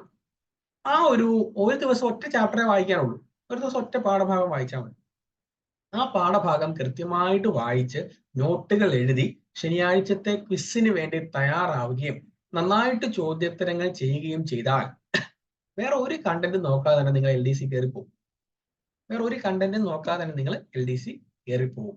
ഇനി അടുത്തൊരു ചോദ്യം, കുറച്ച് LDCയിൽ നമ്മൾ ഇപ്പൊ നിലവിൽ റീസെന്റ് ആയിട്ട് കണ്ടുവന്നുകൊണ്ടിരിക്കുന്ന സ്റ്റേറ്റ്മെന്റ് ടൈപ്പുമായിട്ട് ബന്ധപ്പെട്ട് കുറച്ച് ഉള്ള ഒരു വെറൈറ്റി ചോദ്യമാണ് കേട്ടോ. ഒന്ന് വായിച്ചു നോക്കി. താഴെ പറയുന്നവയിൽ ഏതൊക്കെ തിരഞ്ഞെടുപ്പുകളാണ് കേന്ദ്ര തിരഞ്ഞെടുപ്പ് കമ്മീഷൻ നേരിട്ട് നടത്തുന്നത്? രാഷ്ട്രപതി, ഉപരാഷ്ട്രപതി തിരഞ്ഞെടുപ്പ്, തദ്ദേശ സ്വയംഭരണ സ്ഥാപനങ്ങളിലേക്കുള്ള തിരഞ്ഞെടുപ്പ്, സംസ്ഥാന നിയമസഭാ കൗൺസിലിലേക്കുള്ള തിരഞ്ഞെടുപ്പ്, രാജ്യസഭ, ലോകസഭ തിരഞ്ഞെടുപ്പ്. ഇതിൽ ഏത് തിരഞ്ഞെടുപ്പുകളാണ് കേന്ദ്ര തിരഞ്ഞെടുപ്പ് കമ്മീഷൻ നേരിട്ട് നടത്തുന്നത് എന്നാണ് ചോദ്യം. ഓപ്ഷൻ എ 1ഉം 2ഉം മാത്രം. ഓപ്ഷൻ ബി 1ഉം 3ഉം 4ഉം മാത്രം. ഓപ്ഷൻ സി 2ഉം 3ഉം 4ഉം മാത്രം. ഓപ്ഷൻ ഡി എല്ലാം ശരിയാണ്. എന്തെങ്കിലും ഒരു ഐഡിയ ഉണ്ടോ? ചോദ്യത്തിന് ഉത്തരം ഏതാണെന്ന് എന്തെങ്കിലും ചെറിയ ഐഡിയ ഉണ്ടോ? അർച്ചന, സുജിത്ത്, എന്താണ് ഈ ചോദ്യത്തിന് ഉത്തരം ശരിക്കും വരിക? നിങ്ങൾ അതോർത്ത് ടെൻഷൻ അടിക്കൊന്നും വേണ്ട. നിങ്ങൾ ശരിയായില്ല എന്ന് പറഞ്ഞ് നിങ്ങൾ ടെൻഷൻ അടിക്കൊന്നും വേണ്ട. ശരിയാകാതിരിക്കുന്നത് തന്നെയാണ് നല്ലത്. ഇപ്പൊ തിരിച്ചാൽ പിന്നെ നമുക്ക് ശരിയാക്കാൻ പറ്റും. അപ്പൊ ഈ ചോദ്യത്തിന്റെ ഉത്തരം 1ഉം 3ഉം 4ഉം. ഓപ്ഷൻ ബി 1ഉം 3ഉം 4ഉം എന്നുള്ളതാണ്. 1ഉം 3ഉം 4ഉം. എന്തുകൊണ്ട് അങ്ങനെ വരുന്നതെന്ന് ചോദിച്ചു കഴിഞ്ഞാല് ക്ലാസ് 9 ക്ലാസ്സിലെ സാമൂഹ്യ ശാസ്ത്ര പാഠപുസ്തകത്തിലെ പാഠം 8 തിരഞ്ഞെടുപ്പും ജനാധിപത്യവും. ഈ പാഠത്തില് തിരഞ്ഞെടുപ്പ് കമ്മീഷനെ കുറിച്ച് പറയുന്ന ഭാഗത്ത് നമ്മൾ കാണുന്നു രാഷ്ട്രപതി, ഉപരാഷ്ട്രപതി, രാജ്യസഭ, ലോകസഭ, സംസ്ഥാന നിയമസഭാ തിരഞ്ഞെടുപ്പുകൾ നടത്തുന്നത് ഇന്ത്യൻ തിരഞ്ഞെടുപ്പ് കമ്മീഷനാണ്. എന്താണ്? രാഷ്ട്രപതി, ഉപരാഷ്ട്രപതി, രാജ്യസഭ, ലോകസഭ, സംസ്ഥാന നിയമസഭാ തിരഞ്ഞെടുപ്പുകൾ എന്നിവ നടത്തുന്നത് ആരാണ്? ഇന്ത്യൻ തിരഞ്ഞെടുപ്പ് കമ്മീഷനാണ്. അതേ സമയത്ത് തദ്ദേശ സ്വയംഭരണ സ്ഥാപനങ്ങളിലേക്കുള്ള തെരഞ്ഞെടുപ്പ് നടത്തുന്ന ആരാ? നീ ഒന്ന് പറഞ്ഞേ കേൾക്കട്ടെ. തദ്ദേശ സ്വയംഭരണ സ്ഥാപനങ്ങളിലേക്കുള്ള തെരഞ്ഞെടുപ്പ് നടത്തുന്ന ആരാ? കേന്ദ്ര തെരഞ്ഞെടുപ്പ് കമ്മീഷൻ ആണോ? ഒന്ന് പറഞ്ഞേ കേൾക്കട്ടെ. തദ്ദേശ സ്വയംഭരണ സ്ഥാപനം, അതായത് നമ്മുടെ പഞ്ചായത്ത് ഇലക്ഷൻ നടത്തുന്നത് ആരാ? കേന്ദ്ര തെരഞ്ഞെടുപ്പ് കമ്മീഷൻ ആണോ? അല്ലേ അല്ല. ആരാണ്? സ്റ്റേറ്റ് ഇലക്ഷൻ കമ്മീഷനാ അല്ലെ? നമ്മുടെ കേരള സ്റ്റേറ്റ് ഇലക്ഷൻ കമ്മീഷനാണ് പഞ്ചായത്ത് തെരഞ്ഞെടുപ്പ് നടത്തുന്നത്. അതിനകത്ത് കേന്ദ്ര തെരഞ്ഞെടുപ്പ് കമ്മീഷന് റോളൊന്നുമില്ല. അതുകൊണ്ടാണ് ഈ ചോദ്യത്തിന്റെ ഉത്തരം എന്തായി മാറിയത്? ഓപ്ഷൻ ബി 1, 3, 4 എന്നായി മാറിയത്. ഇത് direct SCRT content, direct SCRT ചോദ്യമാണ് കേട്ടോ. ഡയറക്റ്റ് ആയിട്ട് SCRT ചോദ്യം. ഇനി അവിടെ ഒരു ചെറിയ ഫാക്ട് ഉണ്ട്. സുകുമാർ സെൻ, നമ്മുടെ ആദ്യത്തെ തെരഞ്ഞെടുപ്പ് കമ്മീഷണർ ആരാണ്? സുകുമാർ സെൻ. അങ്ങനെ ഒരു ഡയറക്റ്റ് ആയിട്ടുള്ള ഒരു കണ്ടന്റും അവർ ആ പുസ്തകത്തിൽ കൊടുത്തിട്ടുണ്ട്. ഈ കാര്യം ക്ലിയർ ആയല്ലോ അല്ലെ? ഈ ചോദ്യം എങ്ങനെയാണ് വന്നത്, എന്താണ് അതിന്റെ ഉത്തരം എന്നുള്ളത് കാര്യം ക്ലിയർ ആയി എന്ന് ഞാൻ കരുതുന്നു. ഇനി ഒരു കാര്യം കൂടെ നോക്കിയിട്ട് നമുക്ക് വേണമെങ്കിൽ അടുത്ത ഘട്ടത്തിലേക്ക് പോകാം. അന്തരീക്ഷ പാളിയായ ട്രോപ്പോസ്ഫിയറിനെ കുറിച്ച് താഴെ തന്നിരിക്കുന്നതിൽ ഏതെല്ലാം വാചകങ്ങളാണ് ശരി എന്നാണ് ചോദിച്ചിരിക്കുന്നത്. ഈ പാളിയിൽ ഊഷ്മാവ് ഓരോ 165 മീറ്ററിനും 1 ഡിഗ്രി സെൽഷ്യസ് എന്ന തോതിൽ മുകളോട്ട് പോകുമ്പോൾ കുറയുന്നു. അന്തരീക്ഷത്തിന്റെ ഏറ്റവും താഴെയുള്ള പാളിയാണ്. ഉയരം 15 മുതൽ 50 കിലോമീറ്റർ വരെയാണ്. ഈ മേഖലയിലാണ് ഓസോൺ പാളി കാണുന്നത്. ഇത് ട്രോപ്പോസ്ഫിയറിനെ കുറിച്ചാണ് ചോദിച്ചിരിക്കുന്നത് കേട്ടോ. ട്രോപ്പോസ്ഫിയറിനെ കുറിച്ചാണ് ചോദിച്ചിരിക്കുന്നത്. ട്രോപ്പോസ്ഫിയർ. അപ്പൊ ഇതിനകത്ത് നിങ്ങൾക്ക് ഒരു ചെറിയൊരു രസകരമായ ഒരു കാര്യം ഞാൻ കാണിച്ചു തരാം. ട്രോപ്പോസ്ഫിയർ ക്ലാസ് 8 സാമൂഹ്യ ശാസ്ത്ര പാഠപുസ്തകം വോളിയം 2 പാഠം 4 ഭൂമിയുടെ പുതപ്പ്. ഈ പാഠത്തില് സ്ട്രാറ്റോസ്ഫിയർ എന്ന് പറയുന്ന ഒരു ഭാഗത്ത് നമ്മൾ കാണുന്നത് ഓസോൺ പാളി ഹാനികരങ്ങളായ അൾട്രാവയലറ്റ് കിരണങ്ങളെ ആഗിരണം ചെയ്ത് ഭൂമിയിലെത്താതെ നിയന്ത്രിക്കുന്നു. അതായത് ഓസോൺ പാളി നമ്മൾ എവിടെയാണ് കാണുന്നത്? സ്ട്രാറ്റോസ്ഫിയറിലാണ് കാണുന്നത്. ഓസോൺ പാളി നമ്മൾ എവിടെയാണ് കാണുന്നത്? സ്ട്രാറ്റോസ്ഫിയറിലാണ് കാണുന്നത്. ശ്രദ്ധിക്കണം കേട്ടോ. ഓസോൺ പാളി നമ്മൾ എവിടെയാണ് കാണുന്നത്? സ്ട്രാറ്റോസ്ഫിയറിലാണ് കാണുന്നത്. പക്ഷെ ഈ ചോദ്യത്തിൽ പറഞ്ഞിരിക്കുന്നത് എന്താ? ട്രോപ്പോസ്ഫിയറിനെ കുറിച്ച് തന്നിരിക്കുന്ന ശരിയായ വാചകങ്ങൾ ഏതാണെന്നാണ് ചോദിച്ചിരിക്കുന്നത്. ഈ മേഖലയിലാണ് ഓസോൺ പാളി കാണുന്നത് എന്ന് പറഞ്ഞാൽ അതിനർത്ഥം എന്താ? ട്രോപ്പോസ്ഫിയറിലാണ് ഓസോൺ പാളി കാണുന്നത്. ശരിയാണോ? യെസ് ഓർ നോ ഒന്ന് പറഞ്ഞ ചാറ്റ് ബോക്സിൽ. ട്രോപ്പോസ്ഫിയറിലാണോ ഓസോൺ പാളി കാണുന്നത്? Yes or no? ശരിയാണോ? നമ്മൾ SCRT പറഞ്ഞിരിക്കുന്ന അനുസരിച്ച് എവിടെയാ ഓസോൺ പാളി കാണുന്നത്? സ്ട്രാറ്റോസ്ഫിയറിലാ അല്ലേ? സ്ട്രാറ്റോസ്ഫിയറില. അപ്പൊ 4 എന്ന് പറയുന്ന ഓപ്ഷൻ ശരിയല്ല, അത് തെറ്റാ. 4 എന്ന് പറയുന്ന ഓപ്ഷൻ ശരിയല്ല, അപ്പൊ അത് തെറ്റാ. അങ്ങനെയാണെങ്കിൽ 4 ഓപ്ഷൻ ആയിട്ട് വരുന്ന എല്ലാം നമുക്ക് ഡിലീറ്റ് ചെയ്യാൻ മേലെ. ഇതുകൊണ്ടോ ഓപ്ഷൻ എക്ക് അത് 4 കിടപ്പുണ്ട്, വെട്ടിക്കളയാൻ മേലെ. ഓപ്ഷൻ സിക്ക് അത് 4 കിടപ്പുണ്ട്, വെട്ടിക്കളയാൻ മേലെ. ഓപ്ഷൻ ഡിക്ക് അത് 4 കിടപ്പുണ്ട്, വെട്ടിക്കളയാൻ മേലെ. പിന്നെ നമുക്ക് ആകെ എത്ര ഓപ്ഷനേ ഉള്ളൂ? ഓപ്ഷൻ ബി മാത്രമേ ഉള്ളൂ. അപ്പൊ ഈ ചോദ്യത്തിന് ഉത്തരം എഴുതാനായിട്ട് ഈ പാളിയിൽ 165 മീറ്ററിന് വെച്ച് ഓരോ ഡിഗ്രി സെൽഷ്യസ് കുറയുന്നുണ്ടോ എന്ന് അറിയേണ്ട കാര്യമില്ല. അന്തരീക്ഷത്തിന്റെ ഏറ്റവും താഴെയുള്ള പാളി ഏതാണെന്ന് അറിയേണ്ട കാര്യമില്ല. 15 മുതൽ 50 കിലോമീറ്റർ വരെ ദൂരം ഉണ്ടോ എന്ന് അറിയേണ്ട കാര്യമില്ല. ഒരു കുഞ്ഞു കാര്യം അറിഞ്ഞാൽ മതി, ഓസോൺ പാളി കാണപ്പെടുന്ന എവിടെയാണെന്ന് മാത്രം അറിഞ്ഞാൽ മതി അല്ലെ? ഓസോൺ പാളി കാണപ്പെടുന്ന എവിടെയാണെന്ന് മാത്രം അറിഞ്ഞാൽ ഈ ചോദ്യത്തിനുള്ള ഉത്തരം നമുക്ക് കിട്ടി. അപ്പൊ ഈ PSC ചോദിക്കുന്ന പല സ്റ്റേറ്റ്മെന്റ് ടൈപ്പ് ക്വസ്റ്റ്യൻസിലും ഇങ്ങനെ ഒരുപാട് ലൂപ്പ് ഹോളുകളുണ്ട്. നമ്മുടെ ഒരു ലോജിക്കും നമ്മുടെ ഒരു എലിമിനേഷനും വെച്ച് ഇതുപോലെ ഒരുപാട് ചോദ്യങ്ങൾ നമുക്ക് ഉത്തരം എഴുതാൻ പറ്റും. അപ്പൊ നേരത്തെ ഒരാൾ എന്നോട് ചോദിച്ചു സിലബസ് മുഴുവൻ പഠിക്കണം എന്നോട് ചോദിച്ചു. പഠിക്കേണ്ട കാര്യമൊന്നുമില്ല. നിങ്ങളുടെ കയ്യിലുള്ള കണ്ടന്റ് വെച്ച് വേണമെങ്കിൽ നമുക്ക് ഇത്തരത്തിൽ ഒരുപാട് ചോദ്യങ്ങൾക്ക് ഉത്തരം എഴുതാം. അപ്പൊ ഈ ഒരു 7ാമത്തെ ചോദ്യത്തിന് ഉത്തരം എഴുതാനായിട്ട് എനിക്ക് ഓരോ പാളിയുടെയും ടെമ്പറേച്ചറിനെ കുറിച്ചോ അല്ലെങ്കിൽ അതിന്റെ ലെങ്തിനെ കുറിച്ചോ അതിന്റെ സ്ട്രാറ്റജിയെ കുറിച്ചോ അതിന്റെ സിസ്റ്റത്തെ കുറിച്ചോ ഒന്നും അറിയേണ്ടി വന്നില്ല. ഞാൻ SCRT വായിച്ചു പോയപ്പോൾ കണ്ടൊരു കാര്യമുണ്ട്. ഓസോൺ പാളിയെ കുറിച്ച് ഞാൻ പഠിച്ചത് സ്ട്രാറ്റോസ്ഫിയറിലാണ്. എവിടെയാ? സ്ട്രാറ്റോസ്ഫിയറിലാണ്. പക്ഷെ ഇവിടെ PSC എന്താ പറഞ്ഞിരിക്കുന്നത്? ഓസോൺ പാളി കാണുന്നത് ട്രോപ്പോസ്ഫിയറിലാണ്. സമ്മതിച്ചു കൊടുക്കാൻ പറ്റുമോ? സമ്മതിച്ചു കൊടുക്കാൻ പറ്റുമോ? ഒരു കാരണവശാലും നമ്മൾ സമ്മതിച്ചു കൊടുക്കൂല അല്ലെ? അപ്പൊ എന്താണ്? 4ാമത്തെ സ്റ്റേറ്റ്മെന്റ് തെറ്റാ. അപ്പൊ 4 വരുന്ന ഓപ്ഷൻസ് എല്ലാം ഞാൻ നല്ലപോലെ അങ്ങ് ഡിലീറ്റ് ചെയ്യും. ഓപ്ഷൻ എ ഡിലീറ്റ് ചെയ്യും, ഓപ്ഷൻ സി ഡിലീറ്റ് ചെയ്യും, ഓപ്ഷൻ ഡി ഡിലീറ്റ് ചെയ്യും. പിന്നെ എനിക്ക് ആകെ ഉള്ള ആരാണ്? ഓപ്ഷൻ ബി മാത്രമാണ്. ഒരു സംശയമില്ല, ഓപ്ഷൻ ബി ആയിരിക്കും എന്റെ ഉത്തരം. അപ്പൊ ഈ ഒരു രീതിയിൽ ചെറിയ എലിമിനേഷൻ, ചെറിയ ലോജിക്കുകൾ, അങ്ങനെയുള്ള ചെറിയ കൺസെപ്റ്റുകൾ ആഡ് ചെയ്ത് കഴിഞ്ഞാൽ നമുക്ക് ഒരുപാട് ചോദ്യങ്ങളുടെ ഉത്തരം ഈ കണ്ടന്റ് അറിയാതെ തന്നെ എഴുതാൻ പറ്റും. ഒരുപാട് ചോദ്യങ്ങൾക്കുള്ള ഉത്തരം നമ്മൾ അതൊന്നും പഠിച്ചില്ലെങ്കിൽ പോലും നമുക്ക് എഴുതാൻ പറ്റും. ഒന്നുമല്ലെങ്കിലും നമ്മൾ 1ാം ക്ലാസ് മുതൽ 10ാം ക്ലാസ് വരെ പഠിച്ചവരല്ലേടേ? ആ ഒരു വിവരം നമുക്കില്ലേ? ആ ഒരു വിവരം വെച്ച് ഒരുപാട് ചോദ്യങ്ങളുടെ ഉത്തരം ഇത്തരത്തില് ലോജിക്കലി എലിമിനേറ്റ് ചെയ്ത് നമുക്ക് കണ്ടുപിടിക്കാം. ഈ ഒരു ടെക്നിക്ക് തുടർന്ന് വരുന്ന പല ക്ലാസ്സുകളിലായിട്ട് നിങ്ങൾക്ക് പറഞ്ഞു തരുന്നതായിരിക്കും. ആ ഒരു കാര്യം കൂടി ആകുമ്പോഴേക്കും നിങ്ങൾ വെൽ എക്വിപ്ഡ് ആവും. ഒരു ഒരു മത്സര പരീക്ഷ, PSCയുടെ ഒരു മത്സര പരീക്ഷ എഴുതി വിജയിക്കുന്ന ആ ഒരു ലെവലിലേക്ക് നിങ്ങൾ വെൽ എക്വിപ്ഡ് ആവും എന്ന കാര്യത്തിൽ ഒരു സംശയമില്ല. അപ്പൊ ഇതാണ് ഇന്ന് ഞാൻ പറയാൻ ഉദ്ദേശിച്ച കാര്യങ്ങൾ. എന്താണ് ഇതുവരെ വളരെ ശരിയല്ലേ കുട്ടിമാമ, അല്ലേ കിട്ടണിയേട്ട? ഇതുവരെ വളരെ ശരിയല്ലേ? എന്തെങ്കിലും എന്ത് തോന്നുന്നു? എന്താണ് അവസ്ഥ? ഒരു കൈ അല്ല 2 കൈ നോക്കാം എന്ന് തോന്നുന്നില്ലേ? വളരെ ശരിയല്ലേ ശ്രീദേവി? ശ്രീദേവി പറയുന്നു വളരെ ശരിയാണ്. അനുജ പറയുന്നു ഇതുവരെ വളരെ ശരിയാണെന്ന് പറയുന്നു. ഓക്കെ. ഉഷ ഓക്കെ ആണ്. ഡൺ. ഹരിലാൽ ഓക്കെ ആണ്. സുജിത്ത് ശരിയാണ്. അർച്ചന ഓക്കെ ആണ്. ഷാനു ഓക്കെ ആണ്. കീർത്തി ഓക്കെ ആണ്. ഷവോമി ഓക്കെ ആണ്. എവിടെ പോയി? സജിത എവിടെ പോയി? പോയോ? ഇതില്ലേ? അപ്പൊ ഈ ഒരു രീതിയിലായിരിക്കും നമ്മൾ ഇനി നാളെ മുതൽ അല്ലെങ്കിൽ തിങ്കളാഴ്ച മുതൽ മുമ്പോട്ട് പോവാ കേട്ടോ. ഈ ഒരു രീതി. ശ്യാമ ഓക്കെ ആണ്. അമിത ഓക്കെ ആണ്. Very good. ഇവിടെ ഉണ്ട്. ശ്രീത ഓക്കെ ആണ്. ദിവ്യ ശരിയാണ്, ഇതുവരെ വളരെ ശരിയാണെന്ന് പറയുന്നു. Soumya, Mahitha, Reshma okay. Very good, very good, very good. ഇന്നും എന്താ ദിവസം?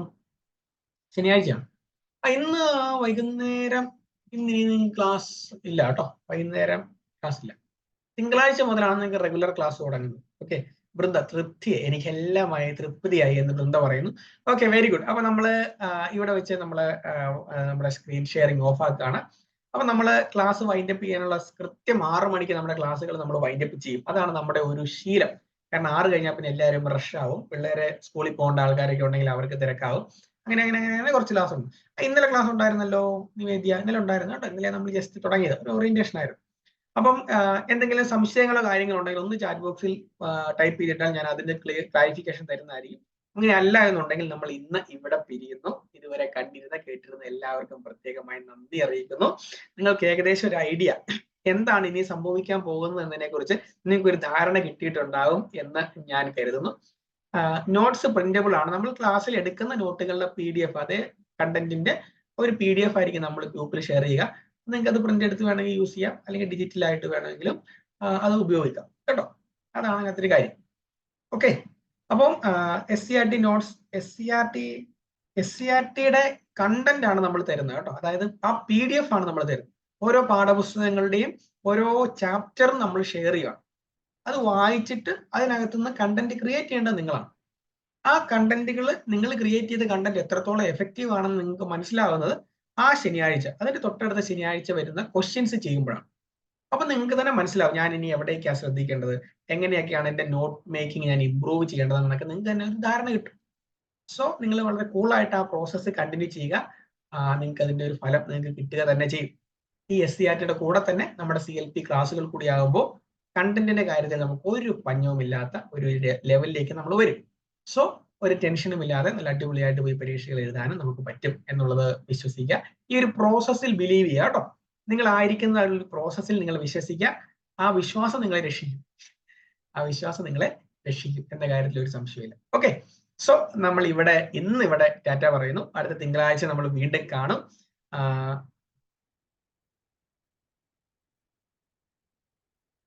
ഓക്കെ.